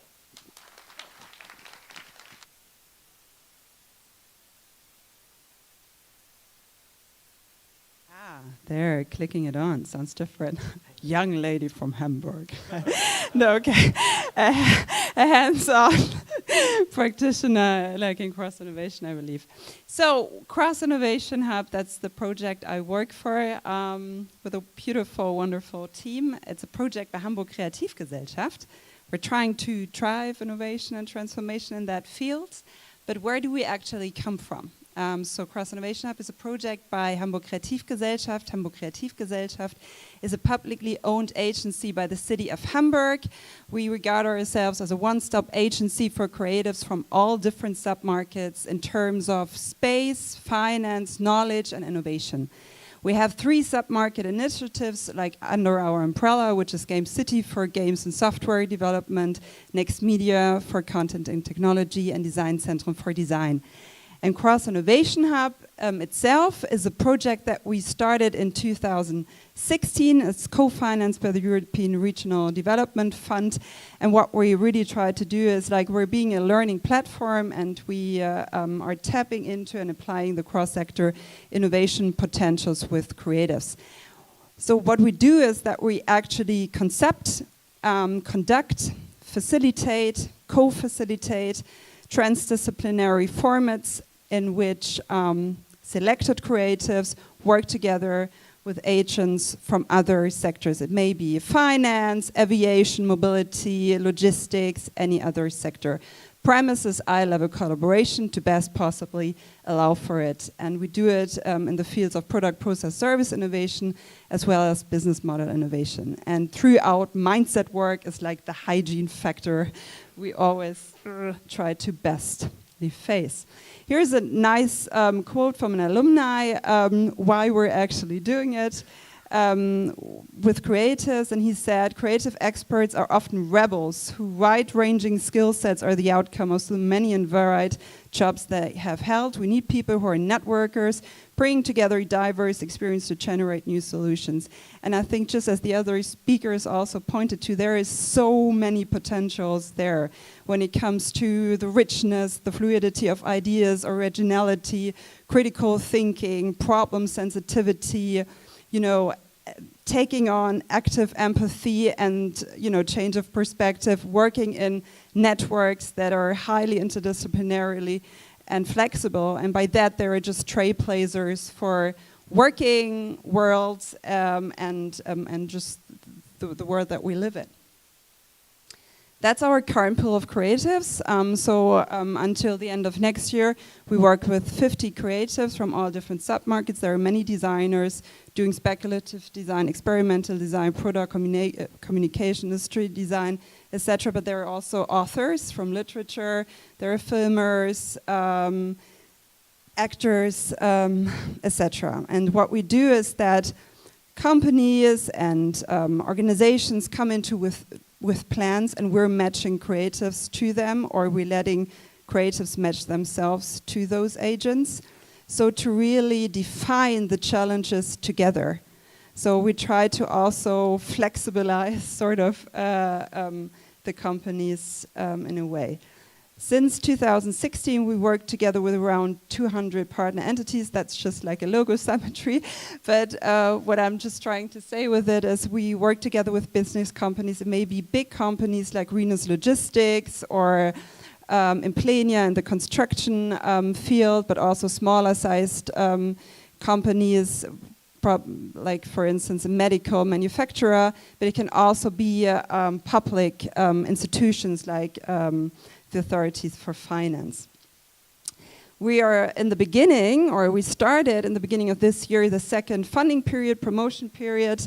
So in the last period, we very much focused on user-centric solutions and collaboration towards that, and didn't do so much about foresight, so that strategic look into the future, being sensitized for what is to come, to really shaping something desirable. So we're taking that as a hygiene factor into our processes, and the other part is to really accompany what is being produced to a higher level of maturity. So extending the innovation process up to 2028 is like the key target. Other targets are, when it comes to results, also trying more for business model innovation, being more radical also, or testing the radical parts because it's needed. Making conditions better for creatives being involved because there is still challenging parts, as Jenny also pointed out with legal frameworks. Methods, deducting more methods that we can translate into cross-innovation with the pool of creatives and all the other creatives they may be involved. And to really strengthen the narrative for the relevance and importance of open innovation with creatives, what we mean when we talk about cross-innovation. Just to bring in just one concrete example of one of our formats, one format is called Cross-Innovation Lab, where up to 8 teams can participate in the round in which this result came up. 7 teams participated. There were 22 organizations behind, all on the topic of climate. And we had an aviation team, which the aviation cluster financed to take part in that lab. And what they developed was a concept for a circular flight cabin in 2030. And they concentrated on seats that are cradle to cradle. And by that, they just try to find an answer, knowing that the biggest lever in the aviation part when it comes to the impact on climate is weight. And so to reduce waste, but also to gain one step further and really making it cradle to cradle.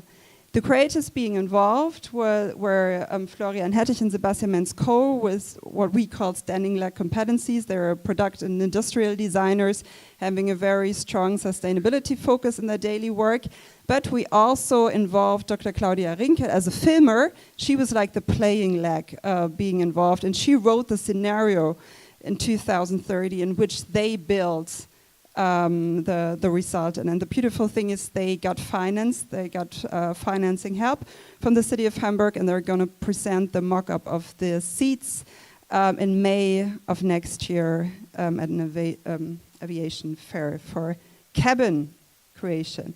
Nevertheless, we're facing tension, of course, because we as a project, we're not fully financed. We even have to bring up more co-financing that we did in the last round, and we observe a quite conservative investment climate when it comes to experimental formats that we are, because we're not delivering the KPIs just right away. So it takes some courage to go in there, but we're strongly passionate by what we do. So we keep on experimenting, learning with those creatives to touch on all relevant challenges. Thank you. Yes, thank you, Raffaela. And my first thought was, yay, we can still fly! And now it's magic. Hello, this will be interesting because this can't really be done with people behind me. So this will no. Come closer. Yeah. I mean, we need to challenge ourselves. So come closer. You as well. Yes. Very good. Here. That's too close. No. Let's do like this. No. So here we have that, and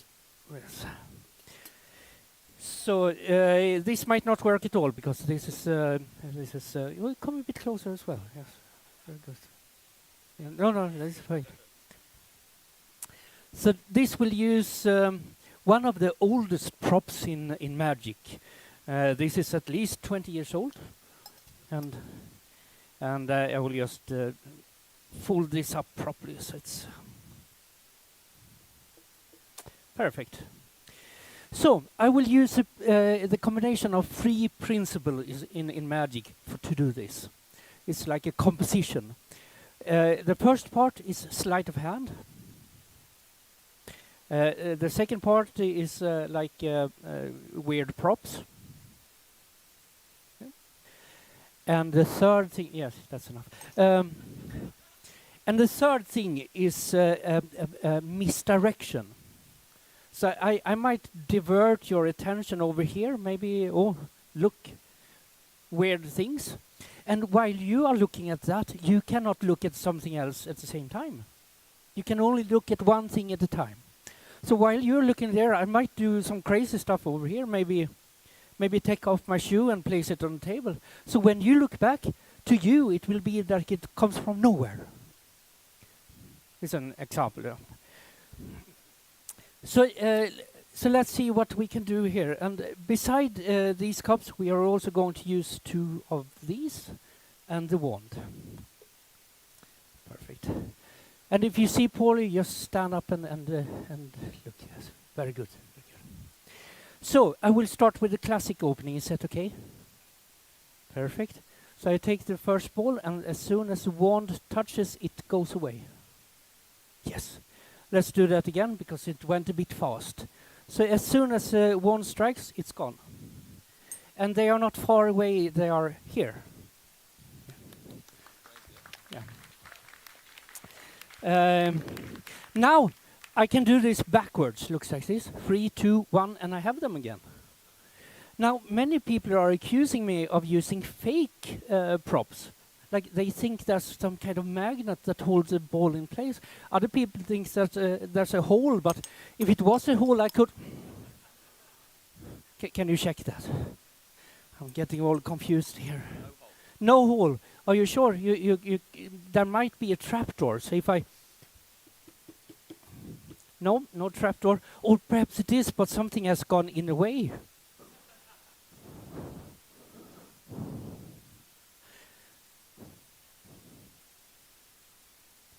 This is a bit annoying because this was meant to be the big finish at the end. So now I don't have an end. I must do this forever. Let's improvise. So if you take the wand and just tap on top of here. Perfect. It's gone and it's underneath here. So you now have a difficult choice. You can point at one ball, that one or that one. Which one do you want? Hold your hand like that. Put your other hand on top. Keep absolutely still. It's already in your hand. And if we take both of them and put them here, we already have it underneath here. Wait a minute. That was...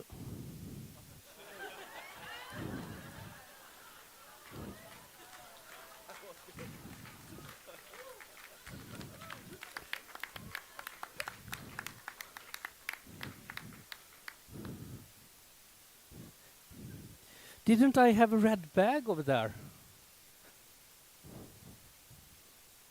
I'm getting all confused now. I had planned to end with one big ball here and one here, but it seemed too complicated. So, thank you. Thank you. Thank you.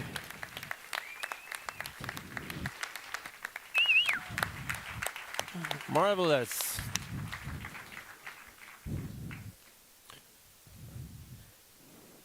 Yeah. Technical team, are you happy with how we furniture the stage? That okay? Yes. Okay, welcome.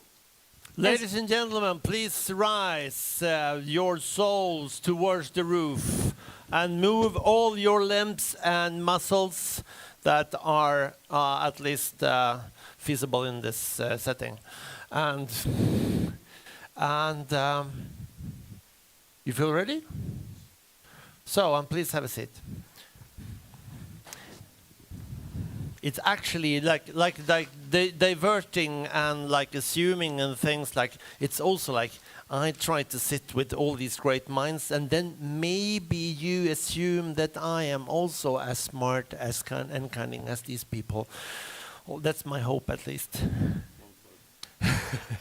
He knows me, but maybe some of you don't. We are talking about the transformation of society, or you are talking about that. I'm just babbling.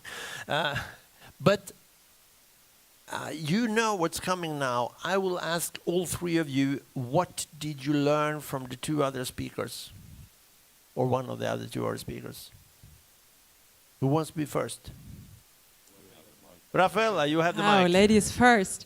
Well, lots, and I think there is so many productive intersections. I mean, from Paul, I mean, like the whole importance, I think, of storytelling, and how important regenerative stories are to actually convince agents to be part of the transformation, which I think also in that setting of open innovation with creatives, trying to get companies into such, let's say, climate action labs or something comparable, but like into transformation processes that are really, really needed.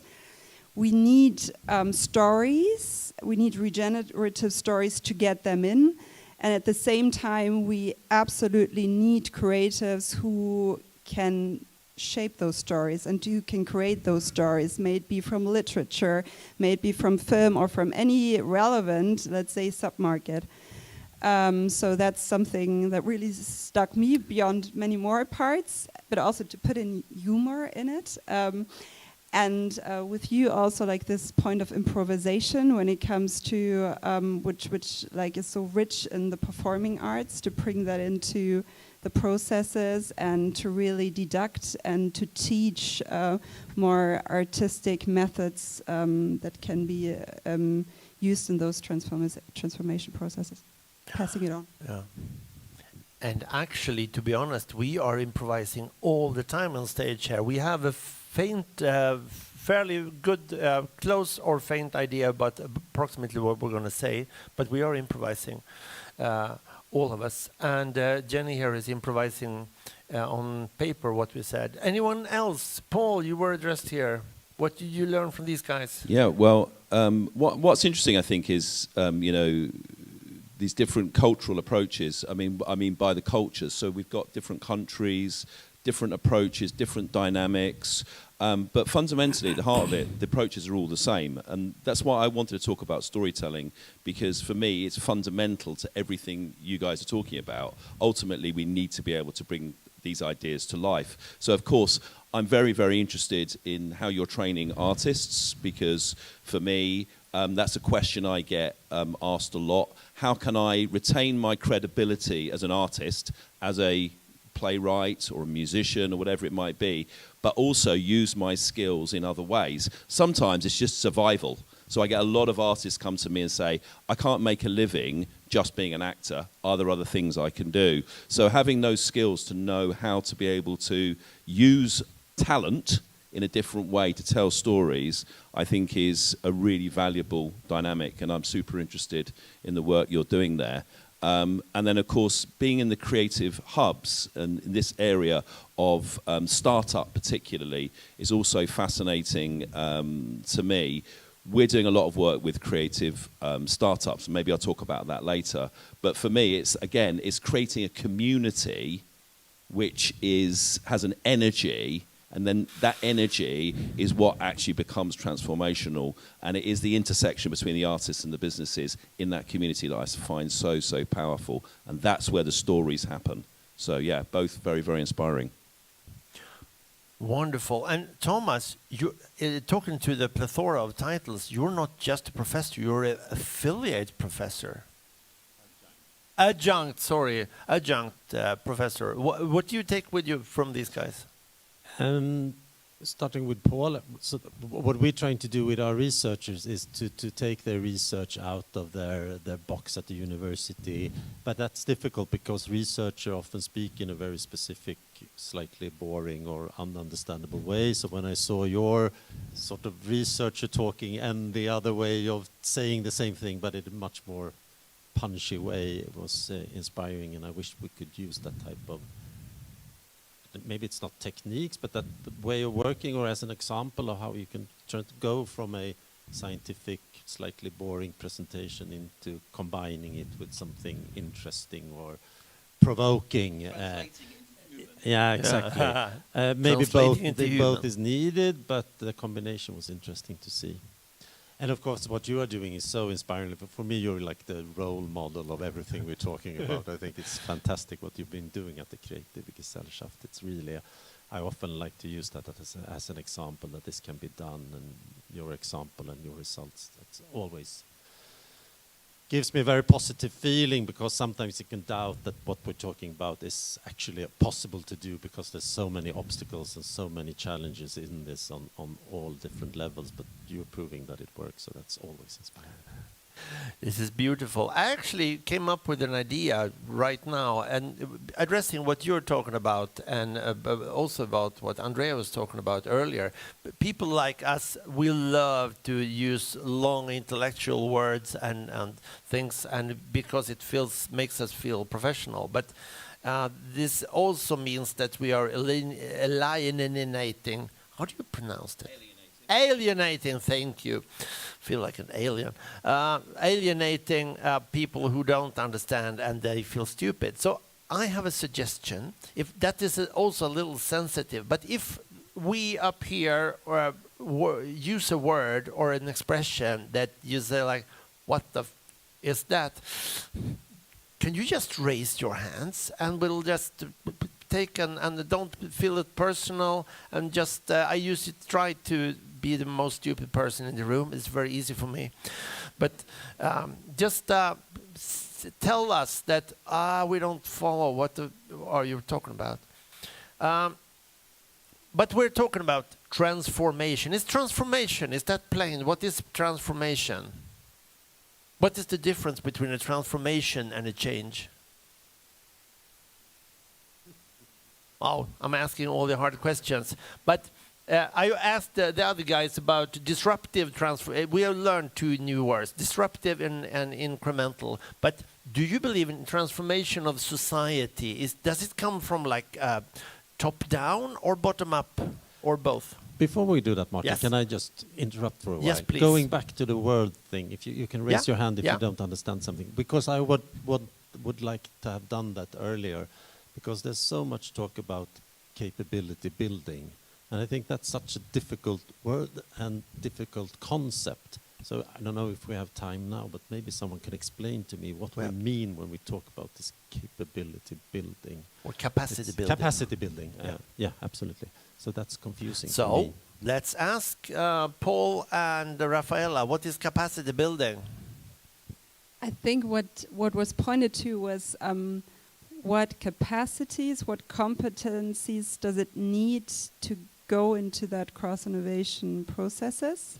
So to really like build this mindset of working together on eye level, trying to speak the same language or speaking the same language, or finding common terms or common ground, and how to raise that with capacity building towards intermediaries, facilitators for such processes, but also for creators themselves, so that they, beyond their daily life, their daily work, can also tap into those unknown, let's say, business transformational fields that they are not used to and that they're not naturally taught at artistic universities or in artistic trainings. Does that point a little bit into your direction? No. Does it answer? So could I say competence instead of capacity, or what? Yeah. Do I miss? Yeah, So education. I always thought it was a kind of house where all the competences, the capacity building. Let's go to the capacity building, but. Okay, so it works two ways, or both ways rather. First of all, you've got the desire of artists to understand how they can use their skills in other ways. So that's capacity building, that is competency building. Okay, so a definition of an artist is very broad. So you're a communicator, you're a teacher, you're an entertainer, you've got all these things. And some people decide they want to build their skill set to be able to use their skills in other ways. The example I gave of climate change is one that is very interesting, because I have a lot of artists who want to tell those stories. They want to tell those stories. We tell those stories on stage in performance, so themed work about climate change. But we also we build the skills for the artists to be able to become advocates, to run workshops, to do forum theatre, to help people to be able to tell stories that matter.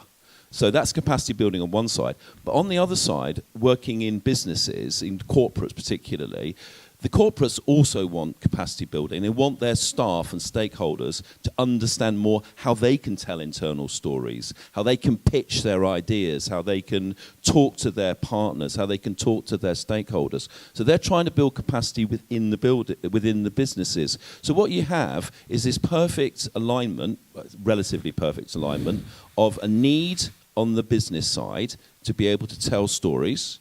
We need to be able to engage with people. And on the other side, artists who want to help them to tell stories. And that's where we build the capacity on both sides. And you build it by doing it. And there's some easy entry points for artists, but there are also some complex entry points that you know, maybe haven't got time to go into just right now. But that, for me, it works both ways. There is a very, very definite, dynamic space that the two parties can meet. I feel it. Beautiful. And these spaces, these meeting points, are they? Do you? I'm asking all three of you. Do you feel that these are built like people like us? The grass. Are we really grassroots here? But let's pretend we are grassroots. Are we building and making these, and it's just flowing through society, or does it come from people like Barbara and her colleagues who decide on big fundings and then pours down on our poor souls? Just a very short answer. I think it's both ways, definitely. I mean, and I think that's like what transformation is all about. Like to really empower and enable as many people as possible, and it has to come from both sides, because that also this capacity building, it takes place in practice by actually doing it. And not only talking about it, but at the same time, as this is nothing, you know, open innovation settings with creatives are nothing, you know, naturally given. It has to be fostered and supported by such programs that Barbara introduced. So both ways, from all sides. Johanna?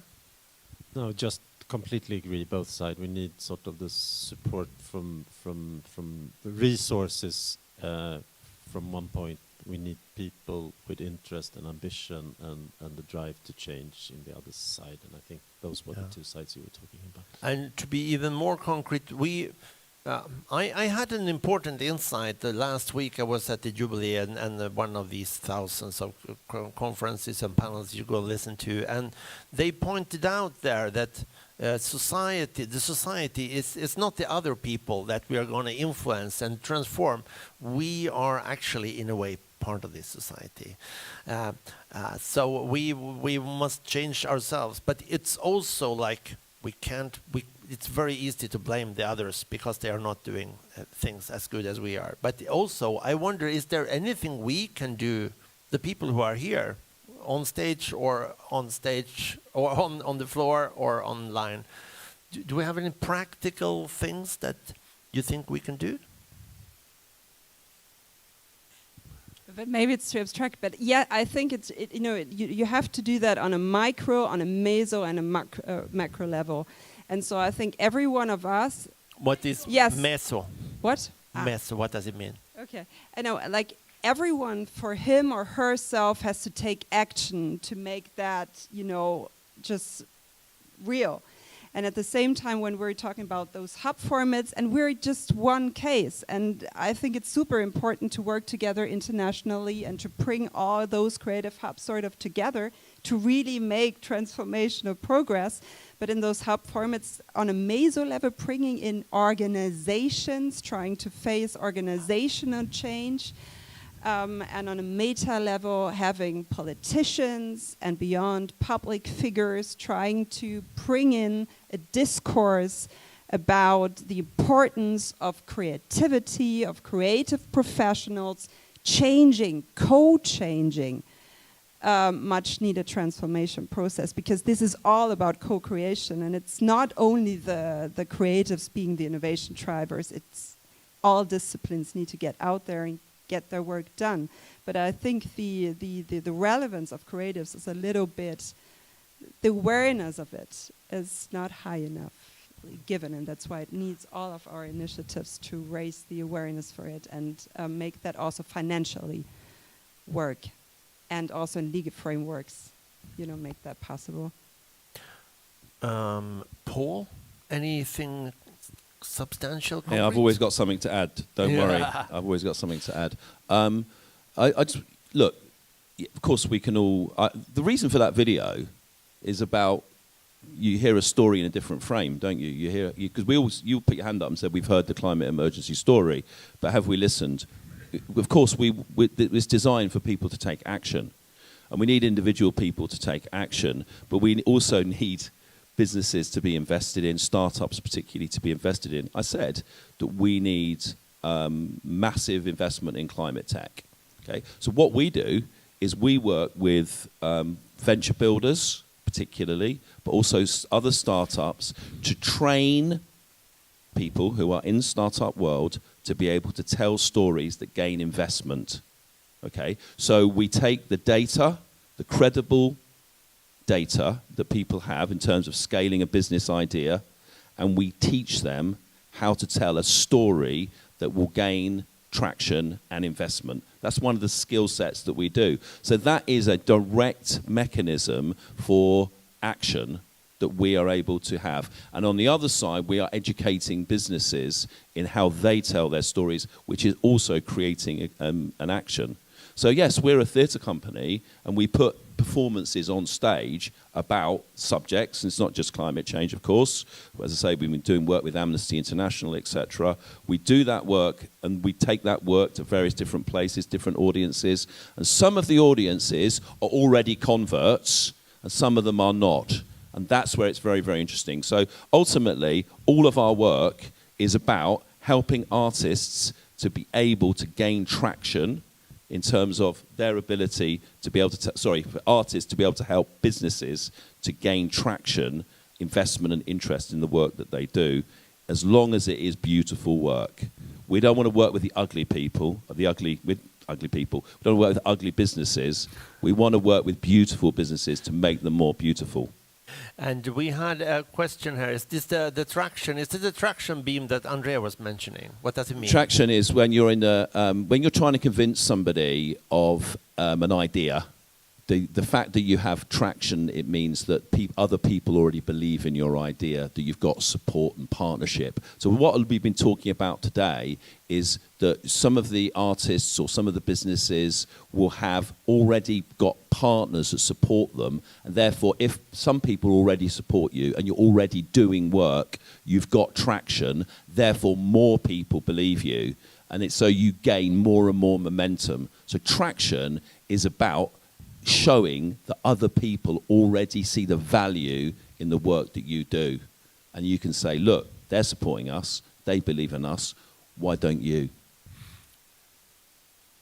So, Thomas, you like enabling constraints. Something concrete in 20 seconds. On what we can do here. What can we do? Cheesy answer maybe, but do what you're doing right now with this gathering, this conference, this meeting.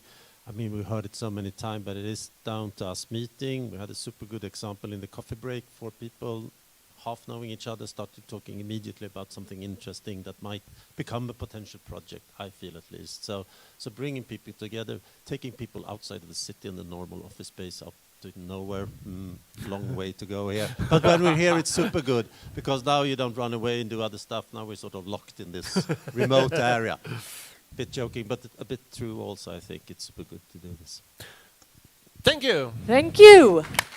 And panel, you are free to leave. Martin, you will stay. Yeah, speaking about money, we now have from Sweden's Innovation Agency, nice step. Will you draw him as well? Yes, who will give us a brief summary in 10 minutes maximum about all the learnings we had here this morning. Welcome. Thank you. Finally, the conference, Martin. Finally. I love these kind of activities, mingling around with people you don't know. This morning, in one sentence, my view, to make people think outside of the box. And artists are the key for achieving that. Thank you. No. Two things, two very ambitious titles. Alternative innovation systems, I really like that one. And a transformational society. Transformational society sounds like more building world, create world peace or something like that. But anyway, Barbara, she talked about the aim of what we're doing, the cross-innovation, is to make a more inclusive and innovative society. I can really sign that one. But there are some buts here. The system, the ecosystem, is very conservative. She pointed to some very good reports. I urge you to read those reports, definitely. Johanna talked about capacity building. We just learned what capacity building means. In my view, is to better utilize the artist's skills and mindsets in a more efficient or better way. Jenny talked about policy issues. I think she mentioned especially Swedish policy, to add arts and culture within policies. That's also important, which is, by the way, also something about the mindset.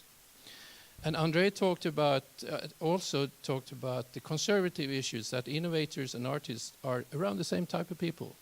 There are silos. You need to break the silos. And how to break the silos is about changing people's mindsets.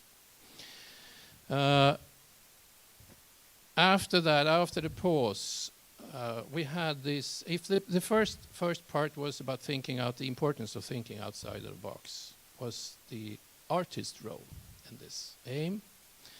And Paul talked about using storytelling as a tool for creating traction.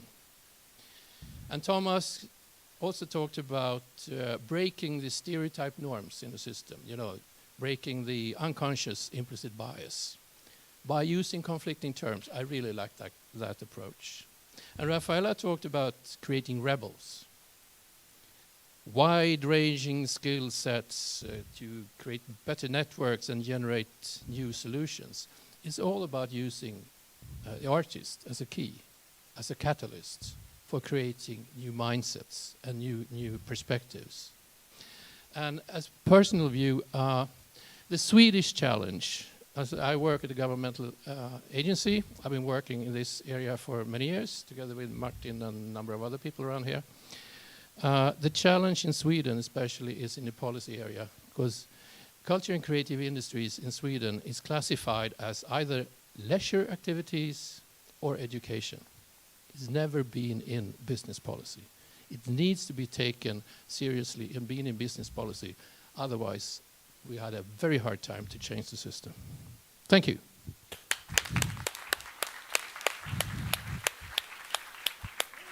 Thank you so much. Now I have the privilege to introduce our lunch.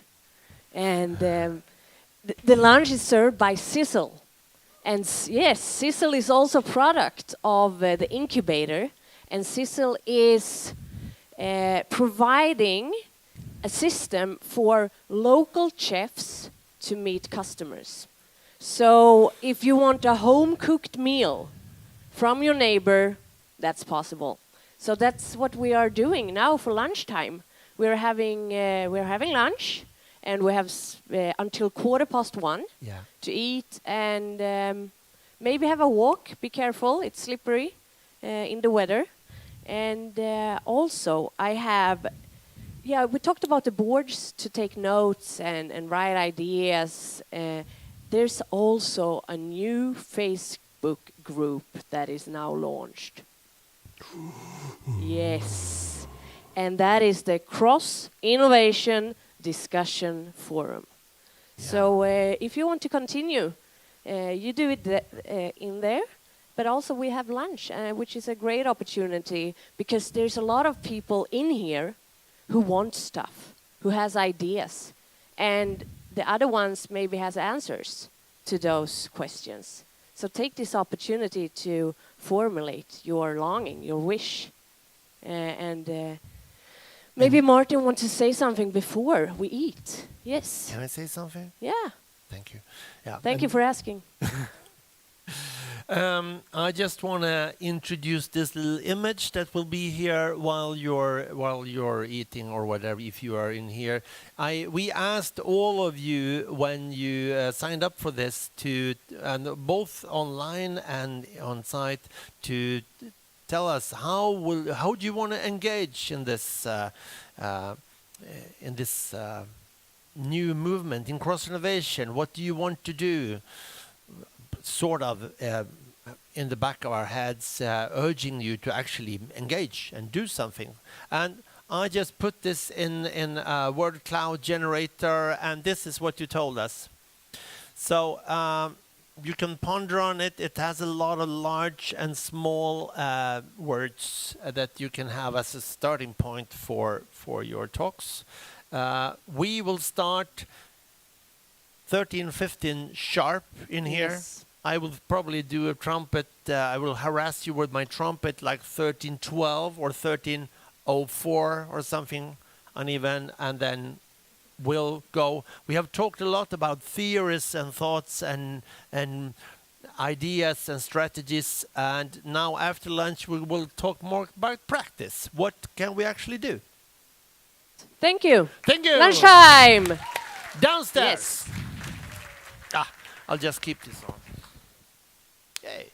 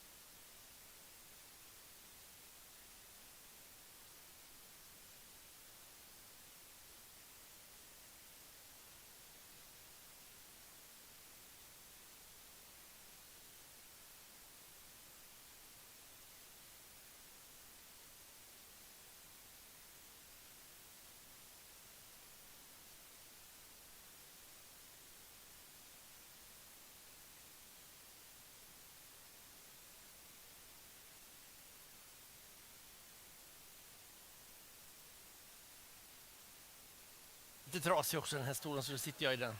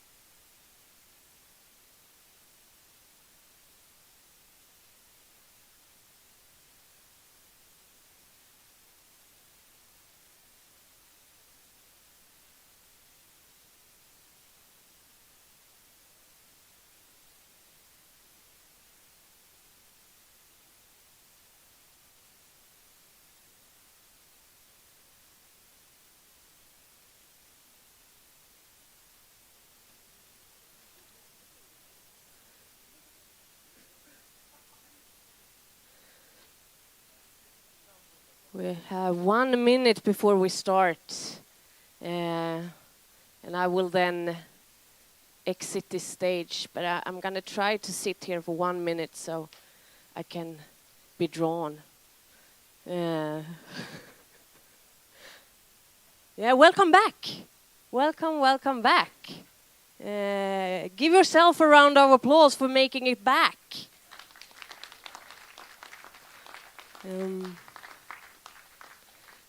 And also, we have a new guest here, and that is Hedda, the photographer.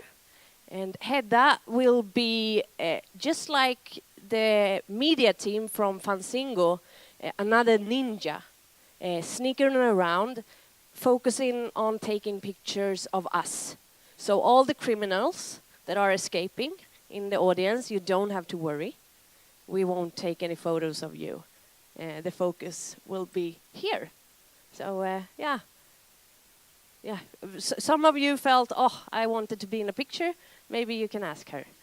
Yeah. Yes, and I also want to, the Facebook group again. I will remember the name when I come back here, but the Cross Innovation Discussion Forum. That's the thing. And it's time now. The boards as well. Maybe. The board. The boards, no. Very important, the board, to write things on. Yeah. Yes. So, it's time to start. Yes, let's start. And now I was thinking about you, Elvira, and your question, because I heard you were from the south, and from the south today we have a guest, and that is Bertil Björk. Yes, and I was just guessing that you are the equivalent of Martin, but in Skåne. But I might be wrong. Huh? Big shoes to fill. But so now I made the connection. Now you know what he looks like. So talk to Bertil later. And also from Umeå, we have Marlene Johansson. Welcome. Well, and I'm from the middle there, obviously. We are going to talk. We had talked this morning, as I'm repeating myself now, but you heard so much, so maybe it's good.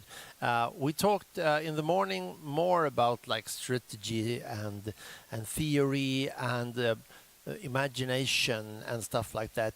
Now we are turning our focus a little more towards practice this afternoon to see some actual cases, actual things happening here and there in Sweden and in other parts of the world. And when I started my job here at the incubator at Subtopia, it was called Klump, and I was very well aware of creative businesses, and I knew perfectly well what a creative incubator is and does, but what you do on a day-to-day basis, I was like a little bit struggling with that. Gert, you were there, you remember. I wasn't that good in the start. So so instead of finding out myself, I decided to Google up my colleagues and took a little tour around the country and stole some good ideas from them. And the last one of these the travels went to Umeå. I talked to Marlene, who was then the head of the Expression Creative Hub in Creative Incubator, in Umeå.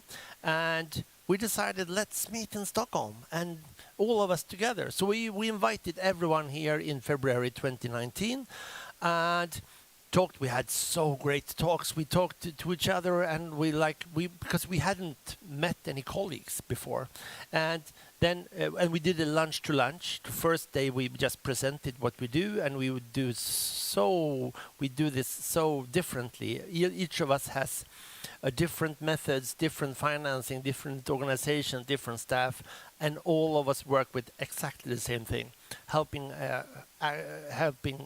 artists to make a long-term sustainable living from their art.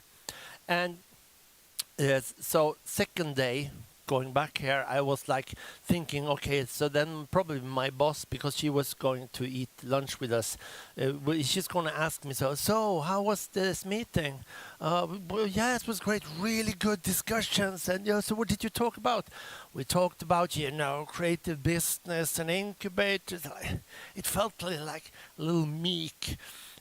We should have something else. So I asked this brilliant group of people, what should we do? And someone said, why don't we start an organization? So we started the Organization for Creative Incubator, a national organization called CreARTive. And as far today, we are 12 members from Stapeln in Malmö to Go Business in North. We have Lisa from Go Business there. And as far as we know, we are the only national creative incubator association in the world. Woo! So we have two of the founders and one of the newcomers, this young man from Skåne. And we're going to talk about what's happening. But currently, you are working in Norrland, and we have a sort of transformation of society we talked earlier, and Norrland is since just a few years transformation of society on speed. Could you develop on what's happening and what are you doing there? First of all, it's really cool to be here, and I think the north of Sweden is the coolest place to be at the moment because we are going through a huge screen transformation. Today, I work at RISE as a researcher and affiliated researcher at Umeå University, working with the entrepreneurship side of the culture and creative sector. But going back to the north of Sweden, I think it is two movements. One is the large green establishment within the mining and the green steel and the batteries and the hydrogen gas, which demands a lot of people and a lot of people moving up to avoid this fly in and fly out situation that we actually have to build attractive places. So in parallel with this green transformation, and maybe a little bit before, we started something that we call the Nordic Hoods. Which is the incubators like Expression and Go Business and other creative hubs in the north of Sweden, and with the aim of the neighborhood of Norrland is much bigger than you can have a hood in Berlin, but the north of Sweden's hoods are more distributed, but we have progress cities, and so we have this. We are also talking a lot about. Who owns the narrative of this huge green transformation that is happening, and talked about storytelling also before, and what narrative is heard and what narrative is listening to, and also to build attractive places. We are working with these two movements at the same time, together with the regions and together with the cities. So I would say that the Nordic Hoods also today. Relating to Jenny, when you have the South Sweden Cross Innovation Hubs, I think we are representing the North Sweden Creative Hubs for Cross Innovation, where we actually meet, but also that we work quite a lot with the place, and it's in the place that you meet to see how can we co-create something that is beautiful, inclusive, and sustainable together. And you said something that you're working with Polarbröd. Yeah, we have, that is one cross-innovation program that we have been running, both with the wood industry together with high cost creatives in Västernorrland to see, okay, what can we do? It was a challenge from the wood industry. What can we, who owns vem äger skogen? Who owns the wood? Who owns the forest? And what can we do with it? So that was a cross-innovation program that we run for a year almost, with new ideas coming up, and also to work with the methods, learning from everyone else who work with the cross-innovation programs to okay, how do we meet in the eye level, and how do we crash these barriers from the larger industrial logic to the creative logic, and then we also we're doing research also on that from the university to see, and also because, as you all know, that if you are a creative, you don't scale your business as a traditional tech company, but you scale by broadening the scope, taking on a new project, and you are really good in the boundary management, and also so that project was also to see how do we have these different logics and culture to meet.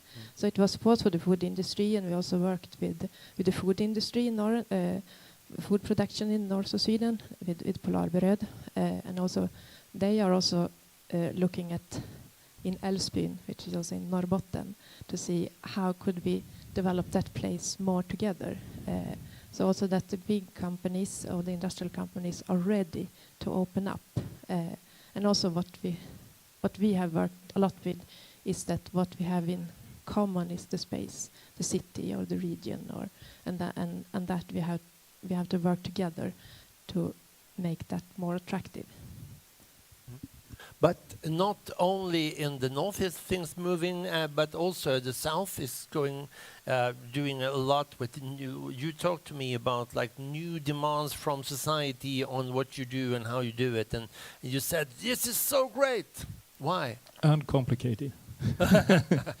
No, but I think the demands from society on the culture fields has always been changing. I mean, I remember the 80s and the 90s where people thought that it was some kind of almost mechanical algorithm. If you use €1 for cultural investment, you will get 350 back, or 450 back, or 375, or whatever made up figures. And of course, this wasn't true, because it depends on how you do it, where you do your investment, and a lot about how you take care of and maintain your investments. And then there was also this period of time when things like the CCI, or today CCS, was invented as a term, and the culture field was supposed to solve unemployment, and we were a growing industry, and we should create jobs and jobs and jobs everywhere. And that is also true, but it's also only true in one part of the sector. And there's also a question, how many creatives do we need in society, and how many nurses and doctors do we need in a society? And now we're in another phase, which is opening up for the creative sector to be challenging and being part of the solution of these big tasks of green transformation or social inclusion or whatever. And I think it's good, because I think that's where we fit. We don't fit in the more industrial idea of growing economy or that kind. We fit much more into this, where we need new thinking, new solutions, because that's what creatives do after all. Problematic or complicated, yes, because we don't want to make copywriters out of poets, if you know what I mean. When we invite artists and creatives to societal challenges, we expect them to behave like us, to be there in time, to eat with a knife and a fork, to dress like us, to think like us, to behave like us, to be useful. And when we ask that from artists, we also ask them not to be creative, not to be artists. So that is a real challenge for us as intermediators to invite creatives to address these challenges, but also to protect them and to be the safeguard and let them be artists and really create. So I think for intermediators that is the most important task that we have. And we're not only going to focus this afternoon on like cases, but also on the role of the intermediary and what we can do about this. How many of you know what the key species are? One. Great. We earlier, as Barbara mentioned this morning, we were having a long conversation of, is this really an ecosystem or is it some other kind of system? But let's just for this discussion decide that this is an ecosystem, and a key species is a species that have a big influence on its environment. For example, beavers. Beavers are not just swimming around, they're also taking out a lot of trees and building big dams and stopping up flows. So if you increase or decrease the number of beavers, it has big influence on the environment. And the same way, I personally believe that the creative incubators are a kind of these key species in the, not keystone species, keystones, maybe keystone species. Sorry, I said it wrong. Keystone species, because we are like the keystone. If you have a portal, it's the top there is the keystone that sort of house there. We have architects in the audience. You can ask them afterwards. But if you put more energy, more resources to the incubators, we believe that we can do wonders. And I think we also are trying to take on or carry the new role of being like intermediaries also. Why? Because creative incubators are like historically seen as like we are training centers for new entrepreneurs in the art field, basically. But also we have 1 foot in the business and 1 foot in the art. People I'm now maybe lying, but I have the impression that people in my incubator trust me because I'm trained as an artist. I've been working as an artist. So if I tell you should probably register for VAT, they do it because they think I want their best and that I know what I'm talking about. But also, if I'm talking to people in the bank sector, if I'm talking to people at Ericsson or Apple, they also trust me a little because they have the illusion that I understand what they work with. So we have feet in both camps, which makes us very good as these bridge builders. Yeah, and I think how super important the culture and creative incubators is. I remember when Expression started. Now Paris is here from Expression. It was super brave from Umeå University and Umeå municipality to start a new testbed for these new ideas. So now it's 4 different incubators just in Umeå. But to acknowledge also that the way you develop your business and develop your entrepreneurship, that you need this space together with others. If you're a photographer, an artist, or a dancer, that it is the space that is needed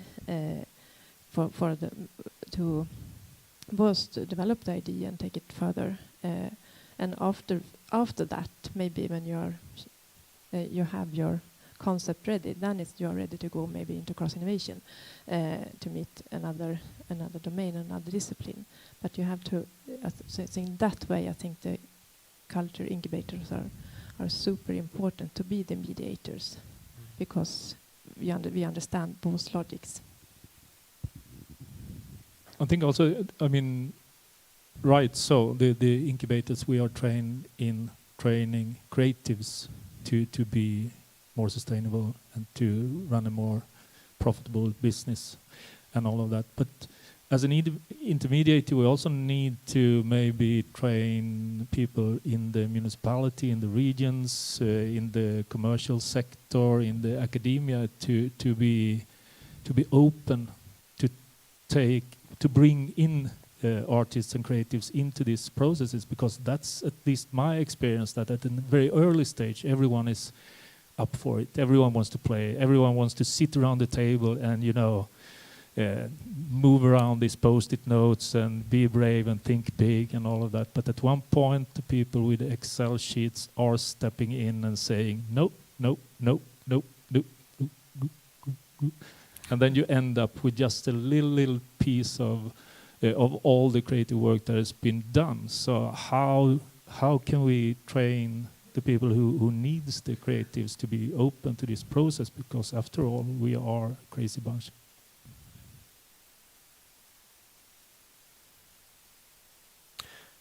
Can we define a creative? It's a really good that you point that out, because of course creative people are everywhere and in all business, but creatives maybe in this case refers, for me at least, to the core of the cultural and creative industry, like the very core, the people that like the dancers, the photographers, the poets, the designers, the architects, the filmmakers. So, but valid point.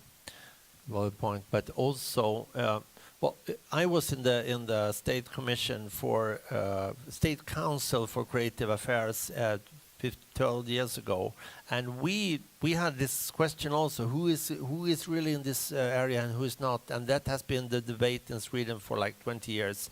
And so we thought, instead of trying to just work with definition, rather, can we do something? But and decided to the definition for us is similar to the definition of art from the 20th century. If you or your customers think it's a creative business, then it probably is. So let's not make it difficult. But what you're talking about is also that we want to be some sort of bridge builders. We need to educate the commissioners, the companies, also the bureaucracy. There's something called creative bureaucracy in Germany that works with like public administration and trying to renew that. And we want to educate them so they understand what they can expect from an artist. And we need to educate the artists so they can understand what can you and what can you not you do at this places, so they can meet in the middle of the bridge. But also, like you say, tell the artists to be a little artistic. Don't be super corporate and do something super secure and boring, but be at least moderately challenging and see things from a totally different view. And I think if we can play that role, we are doing the transformational speed as well. Yeah, and I just wanted, now we are not going to sum up the day because it's half of a day, but when you started to talk about archipelago. Yeah, I think we are really in the forefront in Sweden. We have, I mean, both from the south of Sweden and the north of Sweden, we have all these cross-innovation hubs starting now, like Go Business, and Expression is starting a cross-innovation project, and RISE are doing it, and so I think we are really connecting it together. I just had to say that. Yes, good. What do you think? I think so too, and I think it was very well timed. I mean, what you did when you formed this national network of organization was just on time, because there's, as you said, there's quite a few initiatives, and we are all doing it in slightly different way, and that's good because we learn from each other. And from our point of view, we started during the pandemic because we saw that so many people were leaving their professions because they were so badly organized. So we have, for the first 2 years, we just addressed professionals who had been in the profession for at least 5-6 years, but needed these basic business skills to do it. But now we matured a bit, and we are ready to take on also startups, and also to invite people who are maybe not in the core, but in the next layer of the business, like curators, producers, agencies, organizers, and such. So. And talking about the kick that was mentioned this morning about that's going to be a very big thing that's going to influence all of us, hopefully, if it works. I also had a little presentation when at the first meeting of the new kick in Helsinki a little more than a year ago. I also presented CreARTive, and the CEO, Bernd Fessel, he was also like, "You have 12 incubators in Sweden? I only know of 2 in Germany, and that's the only thing I know, so let's talk more." So this is everything we're going to say now. Thank you very much. Thank you. And let's. Yes, selfie mode. And wait. Jenny, wait. Yeah, while this is happening, I want to. Oh. Oh, sorry. Yeah. Put it back. I need to do some things I forgot to do. Yeah, I will. I was just thinking about maybe something that is very core. Like it is the artist who needs to learn the language of the institutions, and not the institutions that needs to open their minds and learning a new language. Yeah, it's like I have all these channels of communications of things I want to do, and then I have to take it down.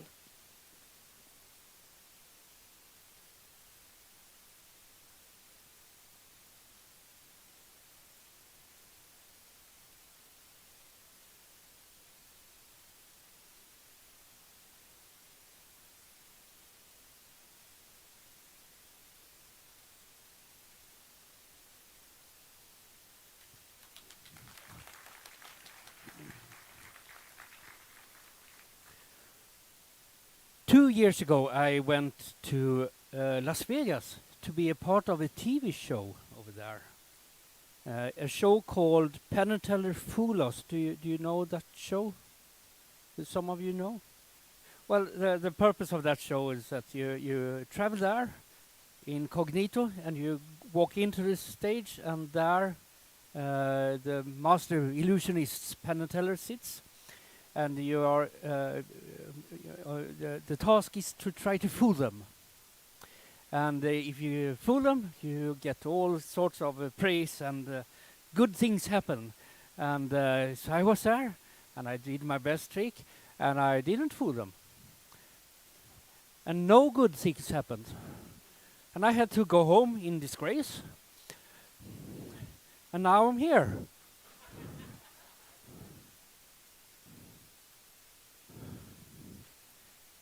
So, do you want to see the thing that didn't fool Penn and Teller? What luck. I would have shown it anyway, so it's a good thing. So, for this, I need the help of 2 people, and I will be doing a death-defying leap here to find some people here, some nice people. Oh, you want to be a part of this? Could you also come? Yep, wonderful. And do you want to take the stairs, because it's insurances and stuff?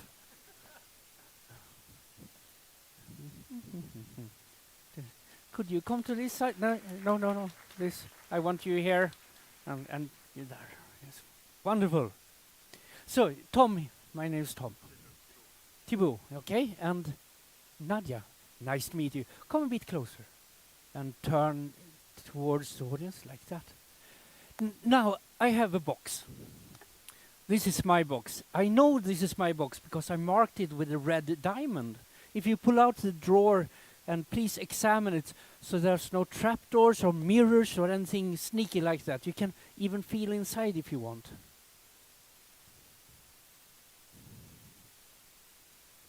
Happy? Great. So the red one is mine, but we have many boxes. I will get some more boxes here. So we have 3 boxes and we are 3 people. So one moment. The blue one, you can pull out the drawer and examine that. You can feel inside if you want. Nothing? Okay. So the blue box is for you, Nadia. That means that the green one is for you. And you are also going to take a playing card, because I have a deck of cards here. And but before you take a card, I must first show everyone that all the cards are different, because for some reason people don't trust me. So I have a bunch of cards here, and if you take one, great. And please remember it, you can show it to the other people as well. And place it face down in the box. Great. I'll put the whole thing there. Could you hold it behind your back like that? Yes. Awesome. You are also going to pick something, but not a playing card. Instead, we have a book here. So I'm going to riffle through the book like this, and if you say stop somewhere.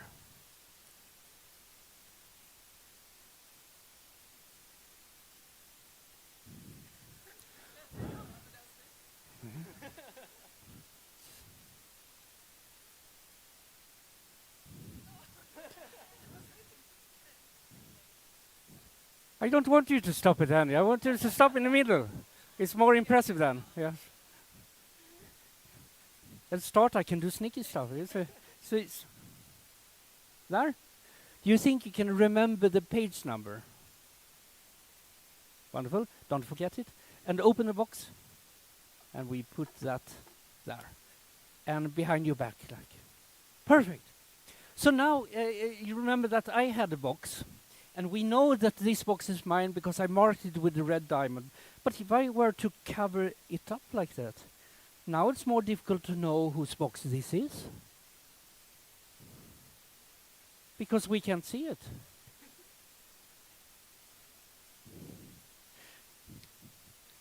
So whose box is this? No one knows. Do you know whose box this is? Yeah, you would think that, because it was a minute ago, but it could be any color underneath here now. It could be red, or it could be green, perhaps, and if it was green, what would be inside? The card.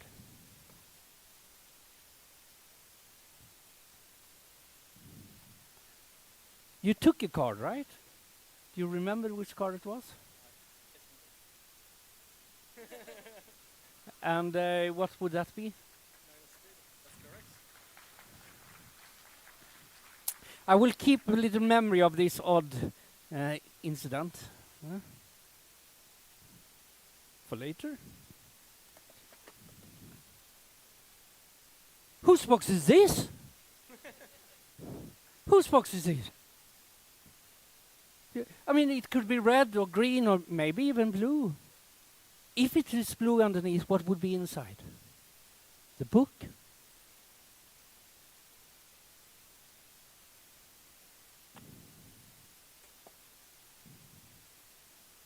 You looked at the page, right? Which page?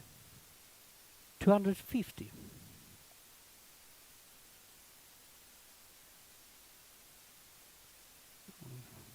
We'll do the same here. I will keep a little memory of this occasion for later.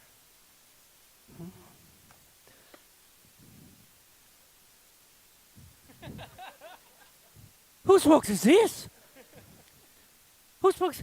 We better check. Oh, look, it's my box, the one that have been empty all the time. So let's see.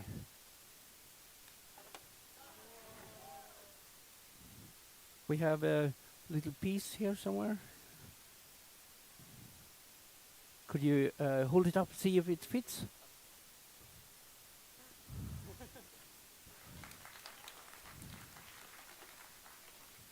And page.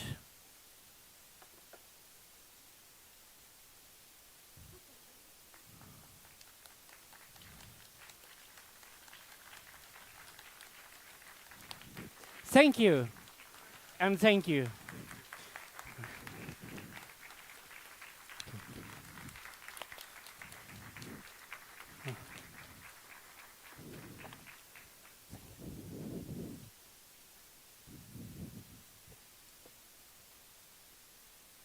And now stand up and do a little stretchy.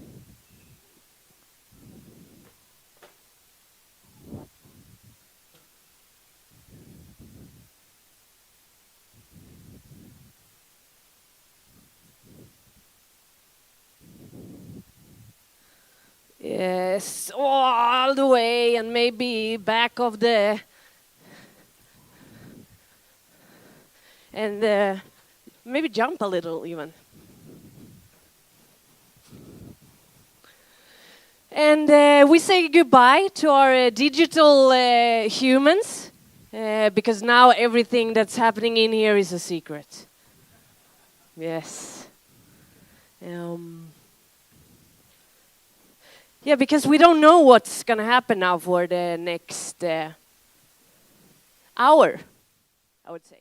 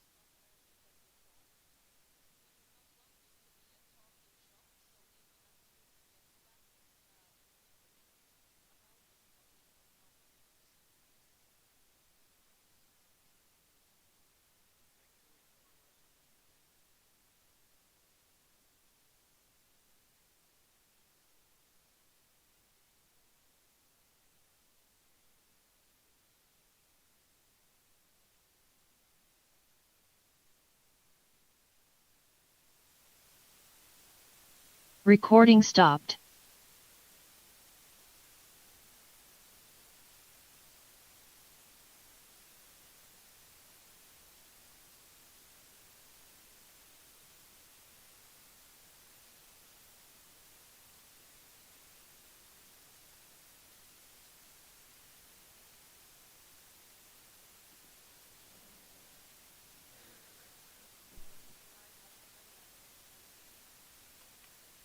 Do we have representative from all the groups?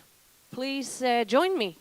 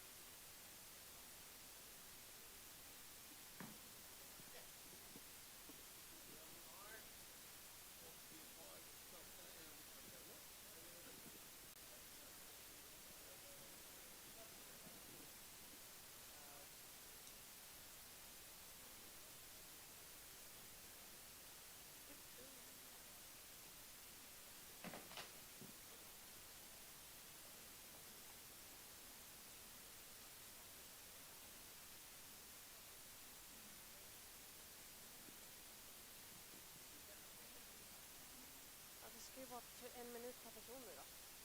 Herregud. Ja, fast det går inte nu. Ja. So one representative from every group, please join me.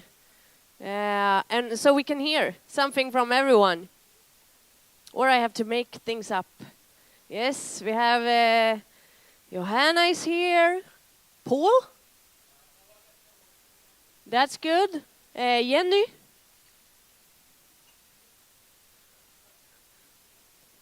André? Thomas? Yes?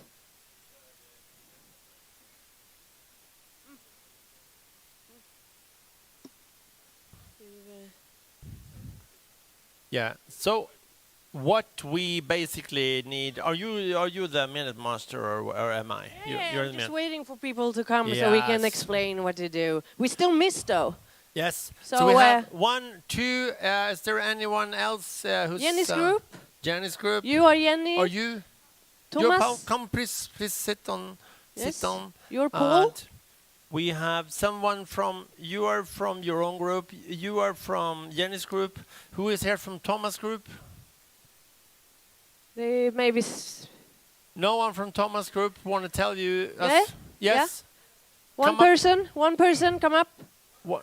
Yes. Well, yeah, you can go together. Yeah, because we have 2 more chairs here. And then André or Elin, or should I tell? Is André here? André, Elin, could you tell us what you?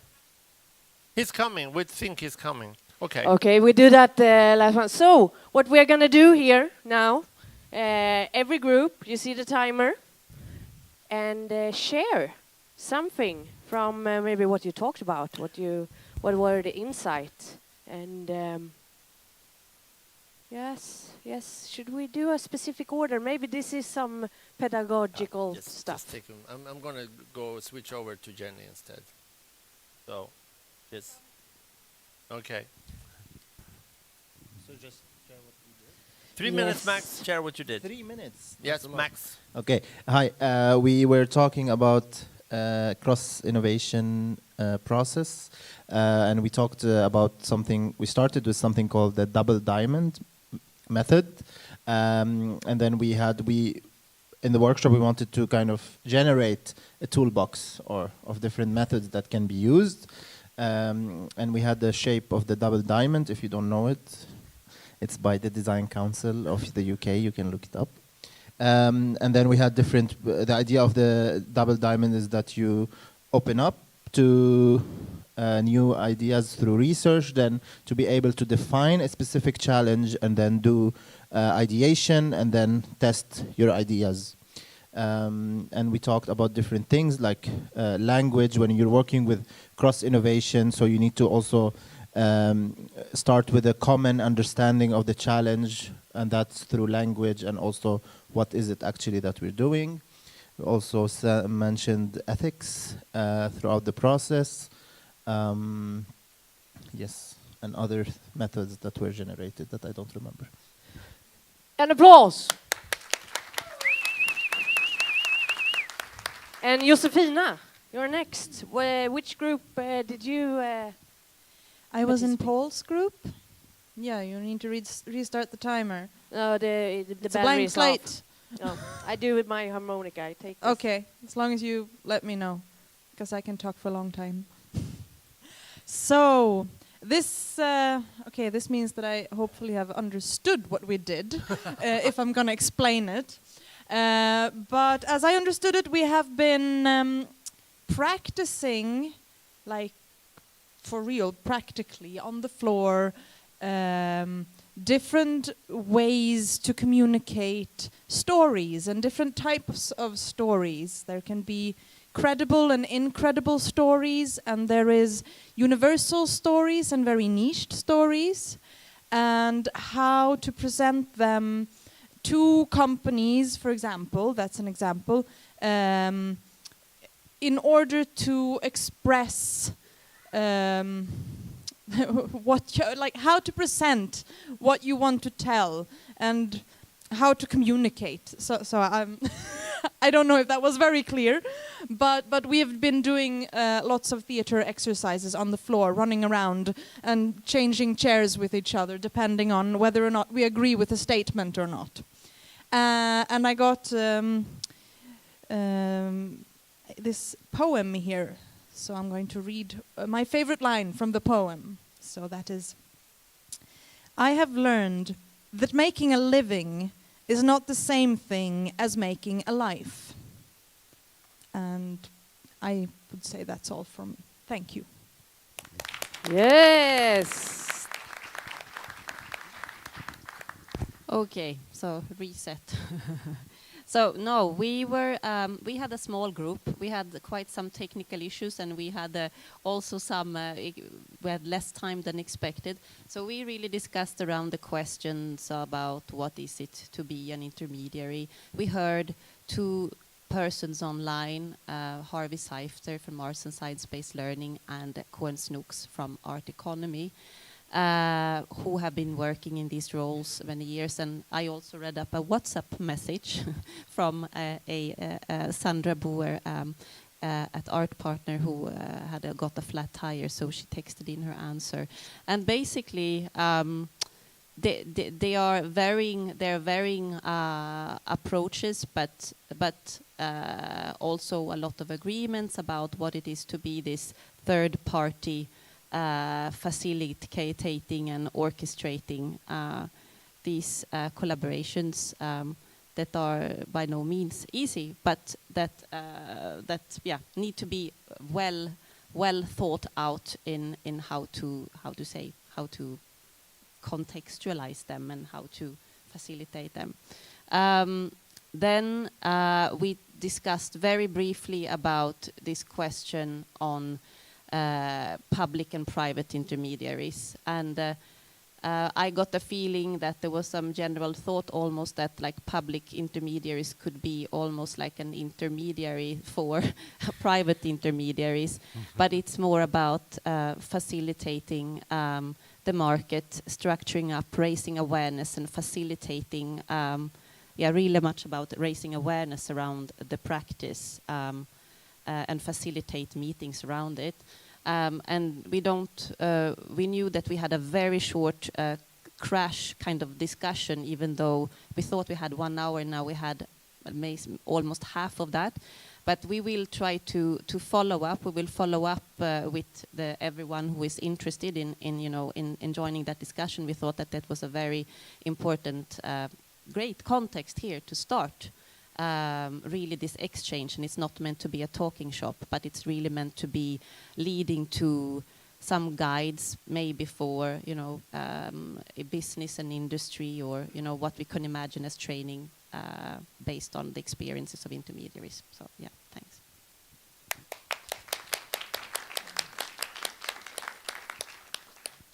So I had a really small group of myself for a while, and then some nice people from Subtopia. And to me, this makes a lot of sense that happened, because usually the people who are more interesting in these matters that I propose are usually the people who go through the inequalities and they are facing with these kinds of issues. So in that sense, what I had proposed for the workshop was to have 3 questions that would focus on the organization itself, to kind of prompt a way of thinking that would create more openness for new projects, to involve new people and to bring new layers of innovation. There is not only focus on ourselves, on what we know. And yeah, it was still really interesting to have this conversation, because it allowed me to understand that things are quite similar, both in my situation and what's happening here in Sweden, and there's a lot of cross-learning to do in that sense as well. So I feel there's a lot of work to be done in terms of bringing in new people, and I still believe that it needs to start by ourselves. So I would say that's it.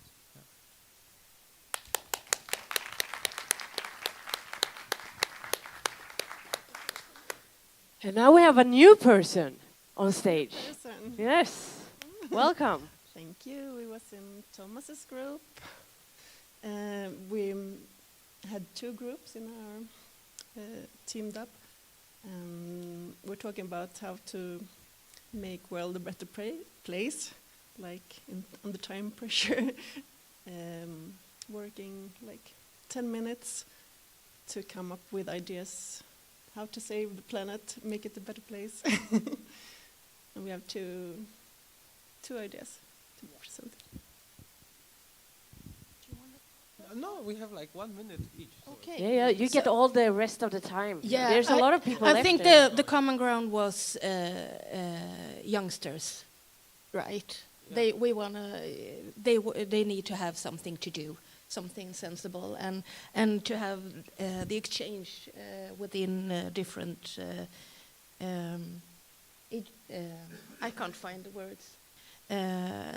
Elderly and youths to have this exchange in activities and learning from each other. And we had some actual propositions on what to do. Should I present? Oh yeah. So yeah, I think the biggest value of this workshop was like really the idea of quick and dirty sketching for like 20 minutes. What could be problem solving? So you know, it's just you need to really reschedule your thoughts and mind how to make a world a better place. So from one group we had a government-driven farms as a meeting points instead of going to supermarket. This is our sketch that we made together. So instead of going to supermarket, so just make hydroponic installations. So NASA was developing hydroponic vertical farms, and it could be nice that people from all generations could meet there, and like old people could teach young people how to grow things and how to develop things from the ground, and yeah, and actually, you know, instead of of a chain of CO2 going with tomatoes from Morocco, we could just grow things very locally. So that was the one idea. And another idea, who wants to say? Yeah. And the other idea was about arranging a new kind of festival. Different kind of festival where the participant produced a lot of the content, like music and food. But also getting in touch with artists and creative people of different kinds. So it would be kind of mobile festival visiting various suburbs. Brilliant. Yes. Thank you so much for sharing. And I think stand up and applaud them all the way back.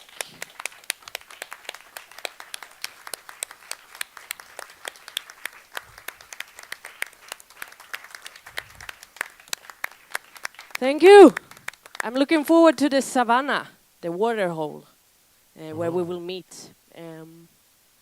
Yeah, let's do one more time. Yes. Give it up for the amazing Tom Stone. Thank you. Thank you. And it's on, yeah.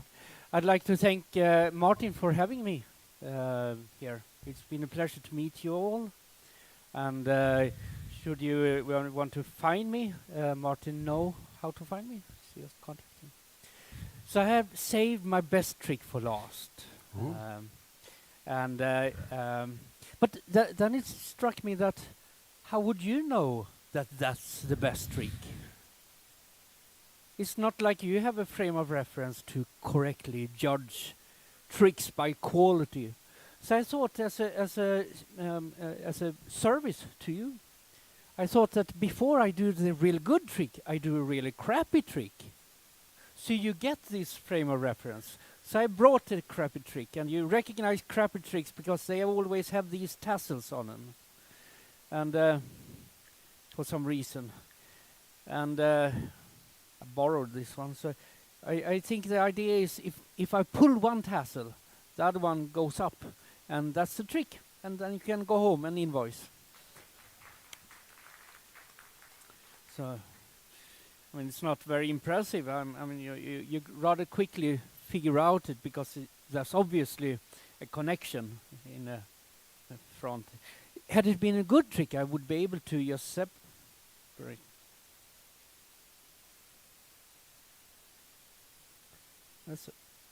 Okay, they are connected in back end. Had it been a good trick, I would be able to dispel that theory as well by... I'm not sure what... Can you pull here? I need to see what...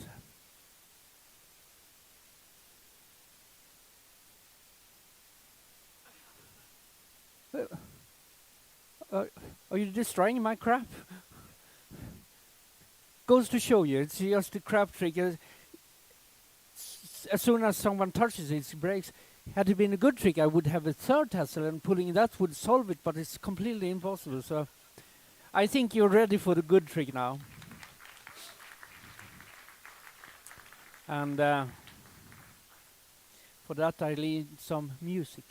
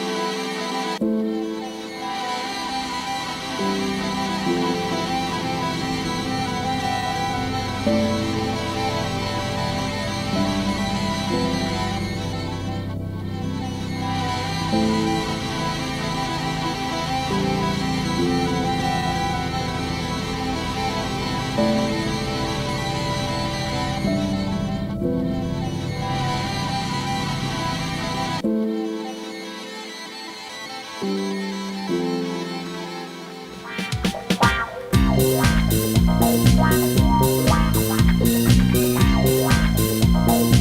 you.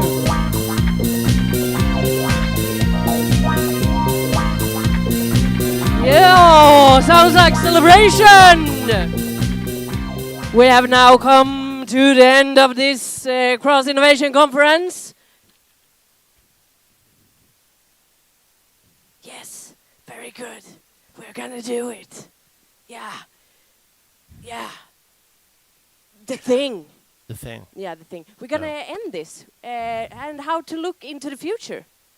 Yes. Yeah. You And had we some would new like all the speakers. We have one surprise speaker coming for you, but let's have all the speakers who want to talk about the future, like the keynotes, like Johanna. Do you want to come up? Johanna, Jenny, Thomas. No, she doesn't. André, Krista, Agatha, Raffaela. Who am I forgetting? Thomas has left us. Paul, where are you? There you are, come. Do you want to talk about the future?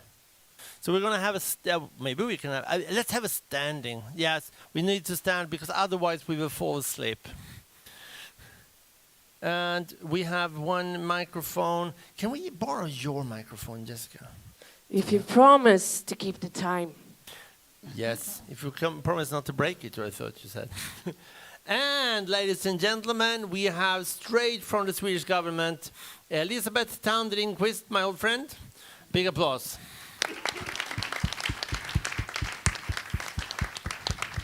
Hello, Elisabeth. Can I just start with you, because you're the newcomer. The rest of us, we are like old friends. We know each other since many hours. Who are you and what you do? Thank you very much. I'm straight from the parliament. I cannot claim to be from the government. Oh, sorry. Yes, but right. that's fine. I'm Elisabeth Tandring-Quist. I am the deputy chair of the Committee on Industry and Trade. And you might wonder, why is she here? But Yeah. just because I'm your friend? No, it's also because I have a very passionate interest for everything that's cross-innovation and also for culture and different types of different types of expressions, because I think that innovation must come from different sort of, not just culture, but niches and sub-niches and everything that meets. I once wrote a book called Nerdonomics, and I talked about how extremely nerdy knowledge can become global potential markets, because nerdy people find each other, not because we're close to Sweden is close to Germany or Sweden is close to Finland, but because some sub-region in Stockholm will also sort of be more attached to a sub-region in Austin or in San Francisco, or that be in Japan somewhere. So those sub sectors is also what's develop both business and interest. Marvelous. You can keep it. And these people have all talked today about how can art practices, art methods, art tools be used in other parts of society, and how can we increase the role of the intermediary, and how can we transform society and make a new innovation system. And now we have actually passed a border here, a threshold. We are now so when you're going home, you're not going in standard cars, but in flying cars with tractor beams and stuff like that. And I would like to ask all these valued people who come from all over the world to... Actually, I think Paul came from the United States 2 days ago, 3 days ago? Yeah. So like, these are seasoned and traveled people. I would like to ask all of you to give me your future vision. If everything goes as good as you can imagine, what would happen in the future? What will happen and when will this happen? Do you want to start? I can start by listening. Yes? Okay. Well, I think, like, let's say that in 10 years' time, we would be tenfolded more powerful in how cross-collaboration is understood, not only within the CCIs but in society. It's become sort of normal in a sense, and normal also for the fundings, normal also for the trainings, and as a business practice, as a public practice. So this marginality, we would have stepped towards the core, and also we have a common understanding what it is, examples. So as a trade, we would have been an established one, not a prominent one, but in the core of how this world works for a sustainable way. Okay, wow. Yes, I can identify with that. And yeah, my mind, like the vision behind the new European Bauhaus has become reality. And creatives are being broadly involved on, let's say, CEO, COO, CFO, somehow CC level. I would like to add to this too, and just say that in the future I would imagine that cross-innovation is happening not only on a sectoral level or organizational level, but also artists and engineers and other people from other sectors are now incorporating skills that were first kind of contained in silos, and we are able to do it on a personal basis as well. So we are able to cross-innovate within ourselves. That would be nice. Wow. And when does that happen? In year 2000?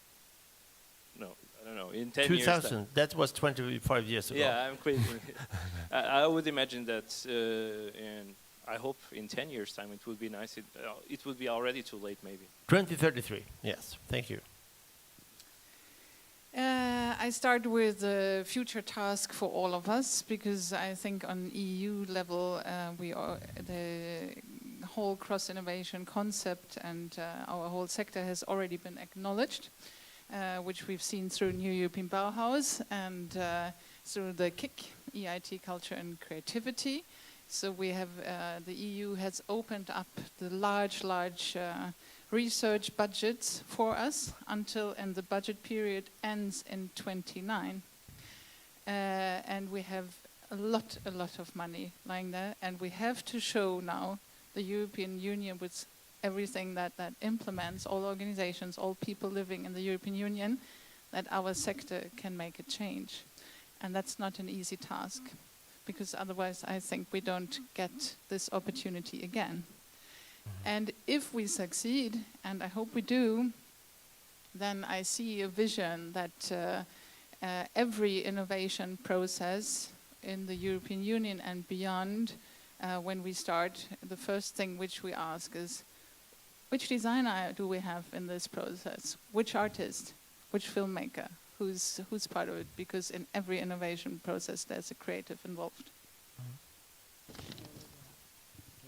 Paul, you're a little behind the rest of us. Well, I am a bit behind, yes. I'm still in the past. I mentioned just very briefly earlier about a venture builder that I've been involved in for the climate emergency. And I think that is part of the future storytelling, because when this venture builder was set up, it's a fund, and actually the money for this fund to fight climate emergency came initially from the Volkswagen Punishment Fund for the diesel emissions. The European fund was set up. The Carbon 13, which is about fighting climate emergency. Each business idea is tasked with removing 10 million tons or mitigating or preventing 10 million tons of carbon entering the atmosphere. 2 million euros came from that Volkswagen fund. And the idea initially was a venture builder. A venture builder is people don't know each other. They come together. They're on a program. And they initially were just very clearly divided into those with technical skills, okay, to build tech, and those with commercial skills. And that's happened in the first 3 cohorts, and businesses have been built. But myself as being the storyteller of this cohort, and others within the cohort have now shifted the dial, and this is the future, I think, because we've been saying that we feel that there are not enough outliers in this program.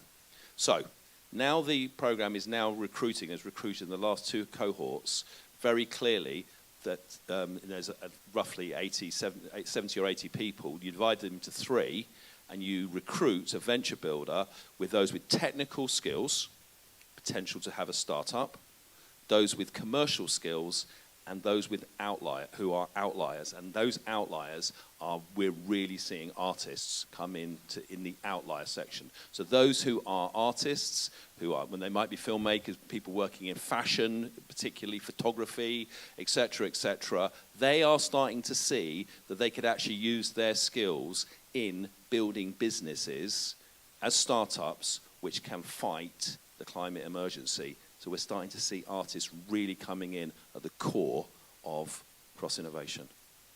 That, I think, will be the future. Yeah. When? It's happening right now. It's happening right now. But the when is not soon enough, Martin, because, as I said, if there's one thing that I think that artists can contribute to this world, it is saving the planet. Yeah. Johanna?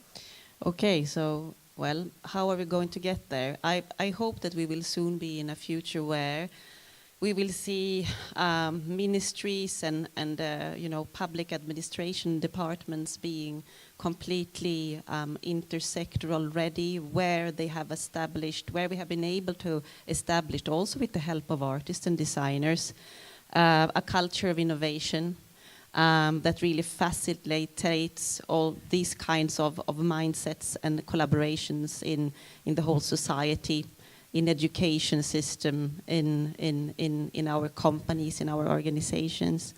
I'm also thinking about like how I hope we will soon be in a future where also creative placemaking can also contribute to the growth of these kinds of initiatives, where, for example, Subtopia or any incubator would be next to SE-banken or Riksbanken in the city center, where we can courageously mix all kinds of societal actors next to one another to be much more close, also physically, to across these limits and boundaries that we are standing in front of right now and until now.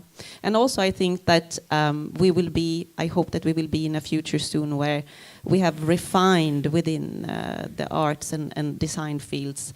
We have become much more sophisticated in how we learn to position, learn to really master and champion the skills, the competencies, the mindsets, and we can really capitalize on them to also efficiently sell them to other sectors. And when does this happen, do you think? It happens. It will take some years. 10 years, 100 years, 4? I will be very ambitious and I will say 10 years. Good. And I could share my own personal vision. We are not so different as one may think. I'm also thinking about the future in not 10 years. I'm ambitious. I think 7 years. I think that it will be standard procedure that, for example, a theater director works 6 months for the Royal Dramatic Theatre in Stockholm. Then he works 6 months for Scania in Södertälje, and then works 6 months for Swedish Television. And this is just going different. All of these have their restraints, their enabling restraints, their do's and don'ts, and different contexts. But it's natural that this happens. And I then, talking also from my employer, so to say, I hope we in Sweden have realized the new role for the intermediaries, for the creative incubators. So we are 100 members of CreARTive just in Sweden, and we have connected all over Europe with the new incubators that the KIC is going to start, or APOS, so we have at least 1,000 incubators in Europe. That's and 7 years test 2030. And Elizabeth, what do you think? Thank you. Very inspirational to listen to you. I'm thinking that everything that has to do with anything that's with culture to do is all about disruptiveness in some way. And successful business is built out of disruption these days. The all the entrepreneurs that actually build new things that grow fast, they disrupt an industry, and nobody thought that they would actually disrupt that particular industry. So being in the future, it's all about disruption, and as business based on as of AI will change the business climate extremely fast, sort of in 3 to 5 years. Anybody that can help any company or for any agency or organization that can help with sort of infusing disruptiveness, as you explained, is going to be extremely important because the big companies that does not sort of disrupt within themselves, they will be disrupted by somebody else. So that's super important. And so that's the more of the sort of very high-flying thought about the future, even though it's only 5 years. I do think that in 5 years also, to be very specific, there will be impro classes in all business schools. And why do I say that? I had the opportunity to be at Stanford 5 years ago, and one of the impro teachers from the theater school there, he also teaches at the Stanford Business School. And he makes all business leaders coming from all over the world extremely sort of insecure, going out of the comfort zone and trying on a number of, in a very safe environment, because you're there alone, you're not there with anybody that you actually work with. But creating those spaces is extremely important for people to grow and understand how they can be a more impactful leader. Marvelous. And this sounds like still like a very bright future to me. No one is depressive and thinks that the country, everything will go down, or you're just pretending to be happy now. But in order for this to happen, we also addressed earlier that we in here are, first of all, a part of society. The society is not somewhere else. But also that we cannot blame the others in that part of society. We can do things. People in this room, on this stage, on the online that's following us, can we do a pop-up? Like, what can they do? What can we do? What can they and we do together to get one more step closer to this?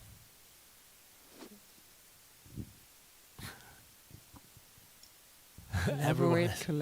Yeah. Just do it. Just adding one thought, maybe learning from each other, and I also mean that the culture. We always, I think, all of us who are working within the cultural and creative field are always very proud with ourselves, about ourselves, and within the other industries, all other industries, there's also a lot going on, a lot of exciting things going on. And looking into that as well and learning from them as well. And also the cultural and creative sector can learn from other sectors. Sometimes they don't believe that, but they can do. And we all can do, even we intermediaries.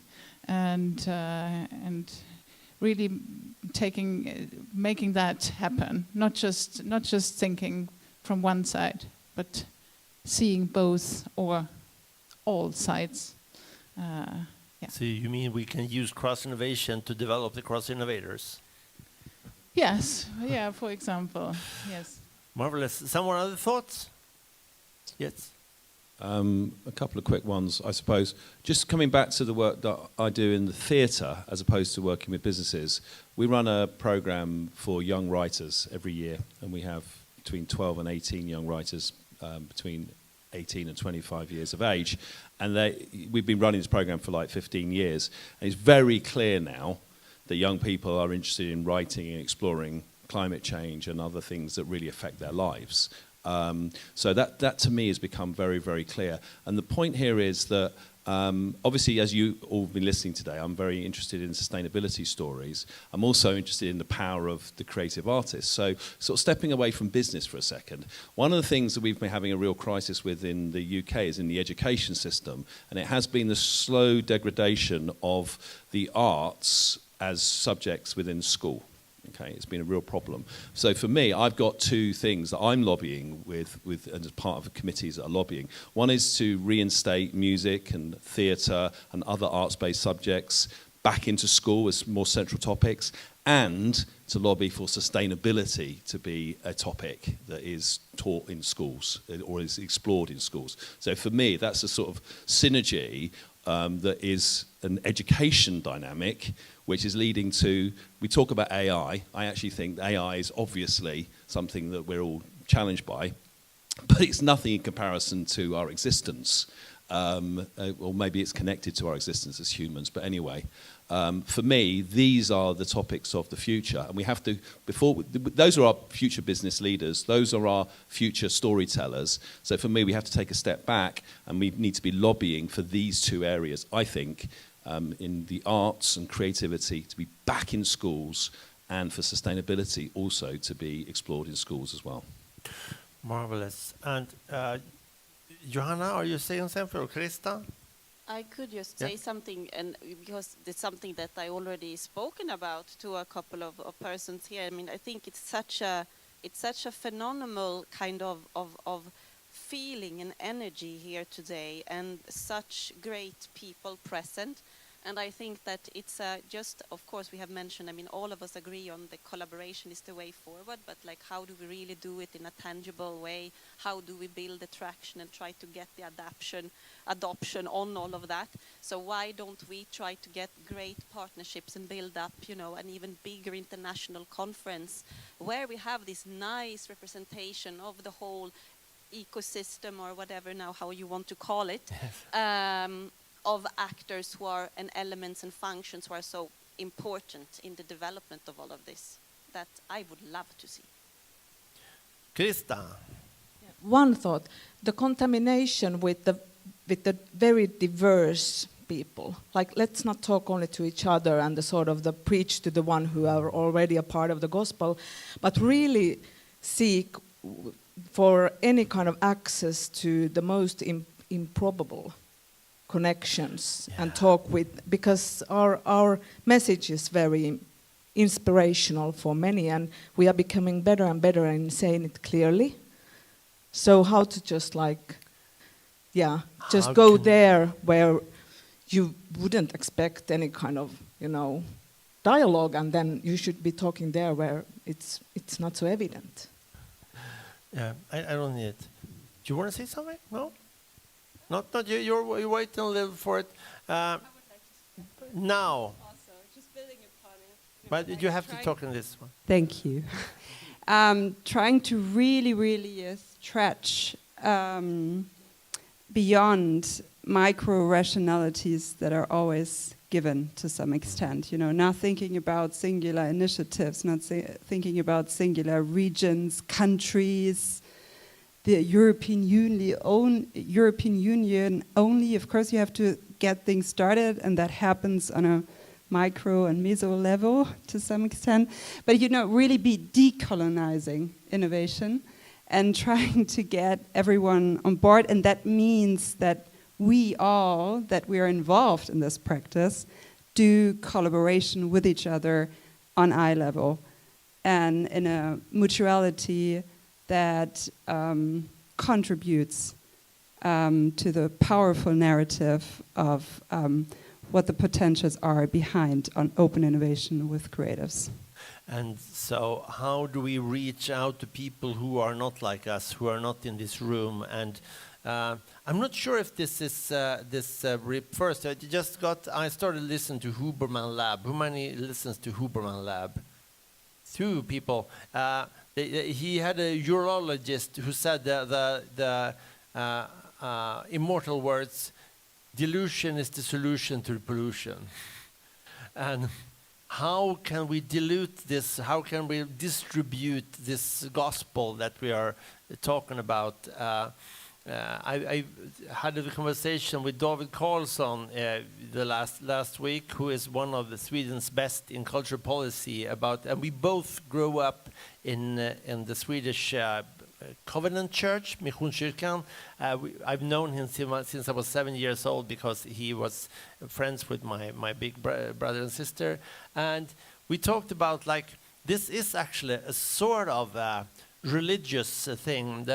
if maybe entrepreneurship is the main religion, the Catholicism from the start, then maybe this cross-innovation and creative business is some sort of sect, the Covenant Church.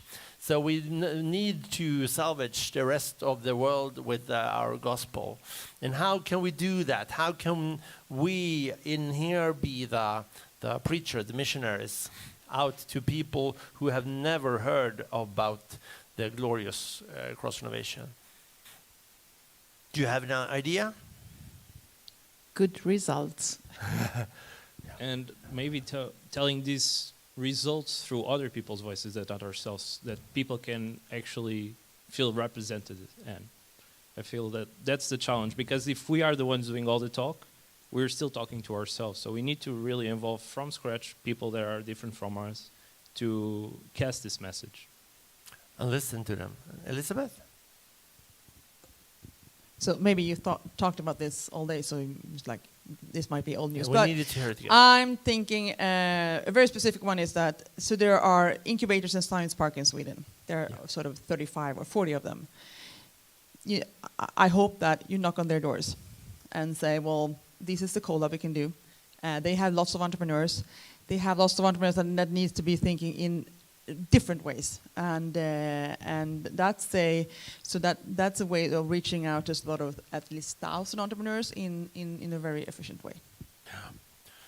And how much do you in the parliament? How much do you in your part of the parliament talk about this cross innovation and the gospel I was just referring to?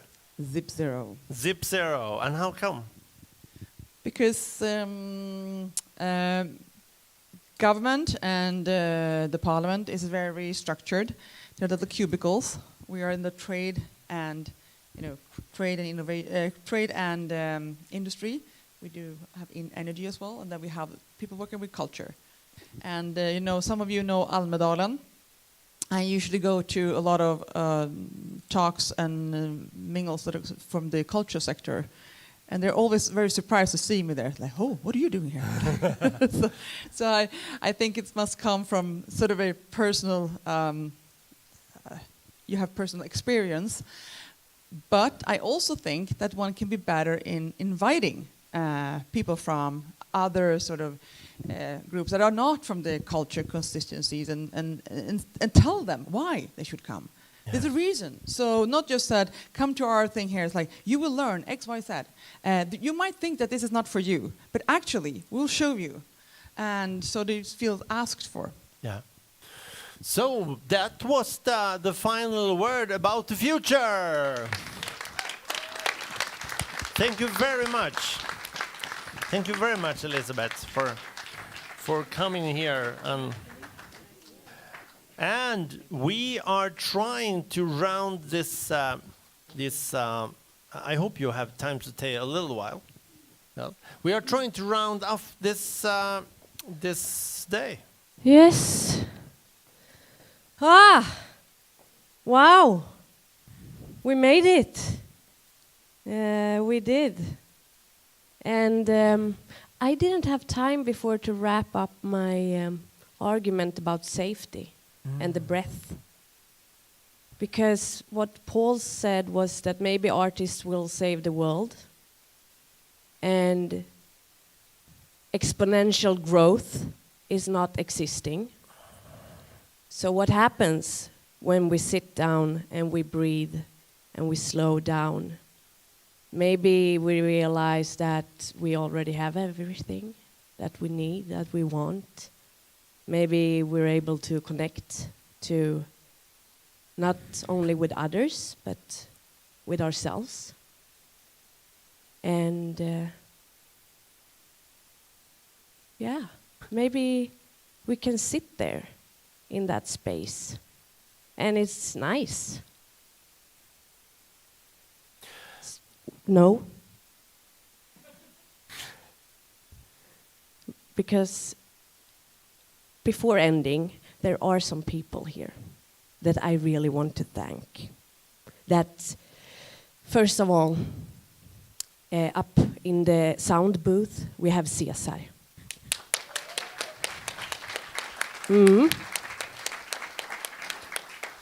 Caesar is also a clown, a fire artist. Very important person. And also, the communication worked, like all the website and the newsletters, and that's Rebecca over there. Yes. And Elin has been down on level 1 all day and also doing all sorts of project producer here at Subtopia.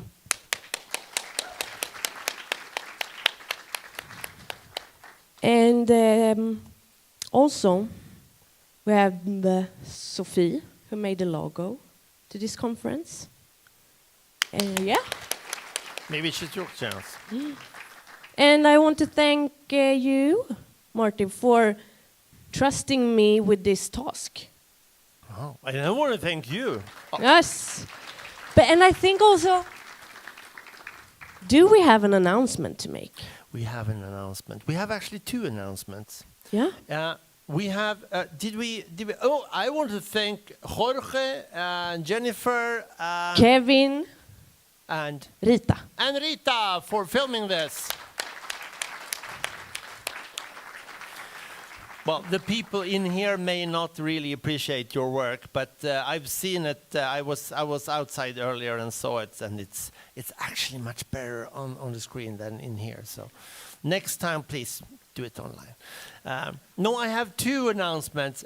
First of all, I would like to very, very soon say goodbye to our viewers online. I want to say goodbye to everyone who ventured out here to Subtopia just to hang out with us during the day and now are going home for more interesting and more needy businesses. And I also want to say welcome to those of you who have chosen to hang around with us a little bit more and to go downstairs to have some sparkling wine and some and eventually come back here and have some dinner and some music and some marvelosities. And now it's time for a drum roll. Now it's time for a drum roll. Yes, so on your chairs, do with your fingers like that. There's a drum roll. Kommer du upp? Ja. Alla talar, just det. Yes, yes, yes. And we forgot, of course, you can stop drooling, because my boss just whispered something in my ear. So is anyone hiring?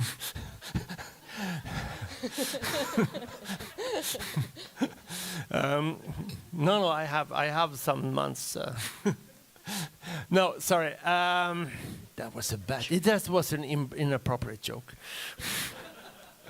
The only one I've ever cracked, actually. No, we forgot not the most important, but one very, very, very important thing we have forgotten is all of my friends who have traveled across the world and taken part of their precious time to come to Subtopia and speak with us and hang around with us.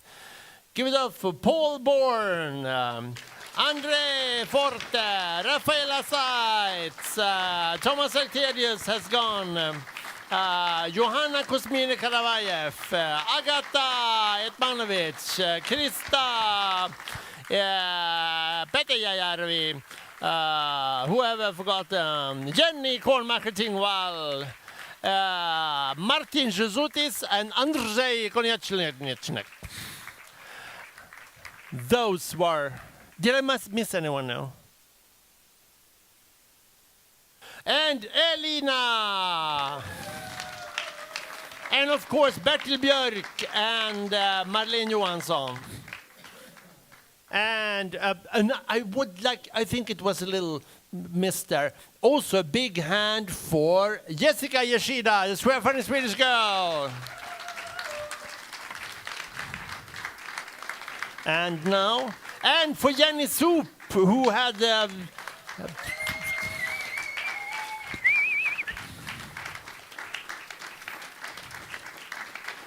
And now, Jenny, I wonder if you can make a last switch back to the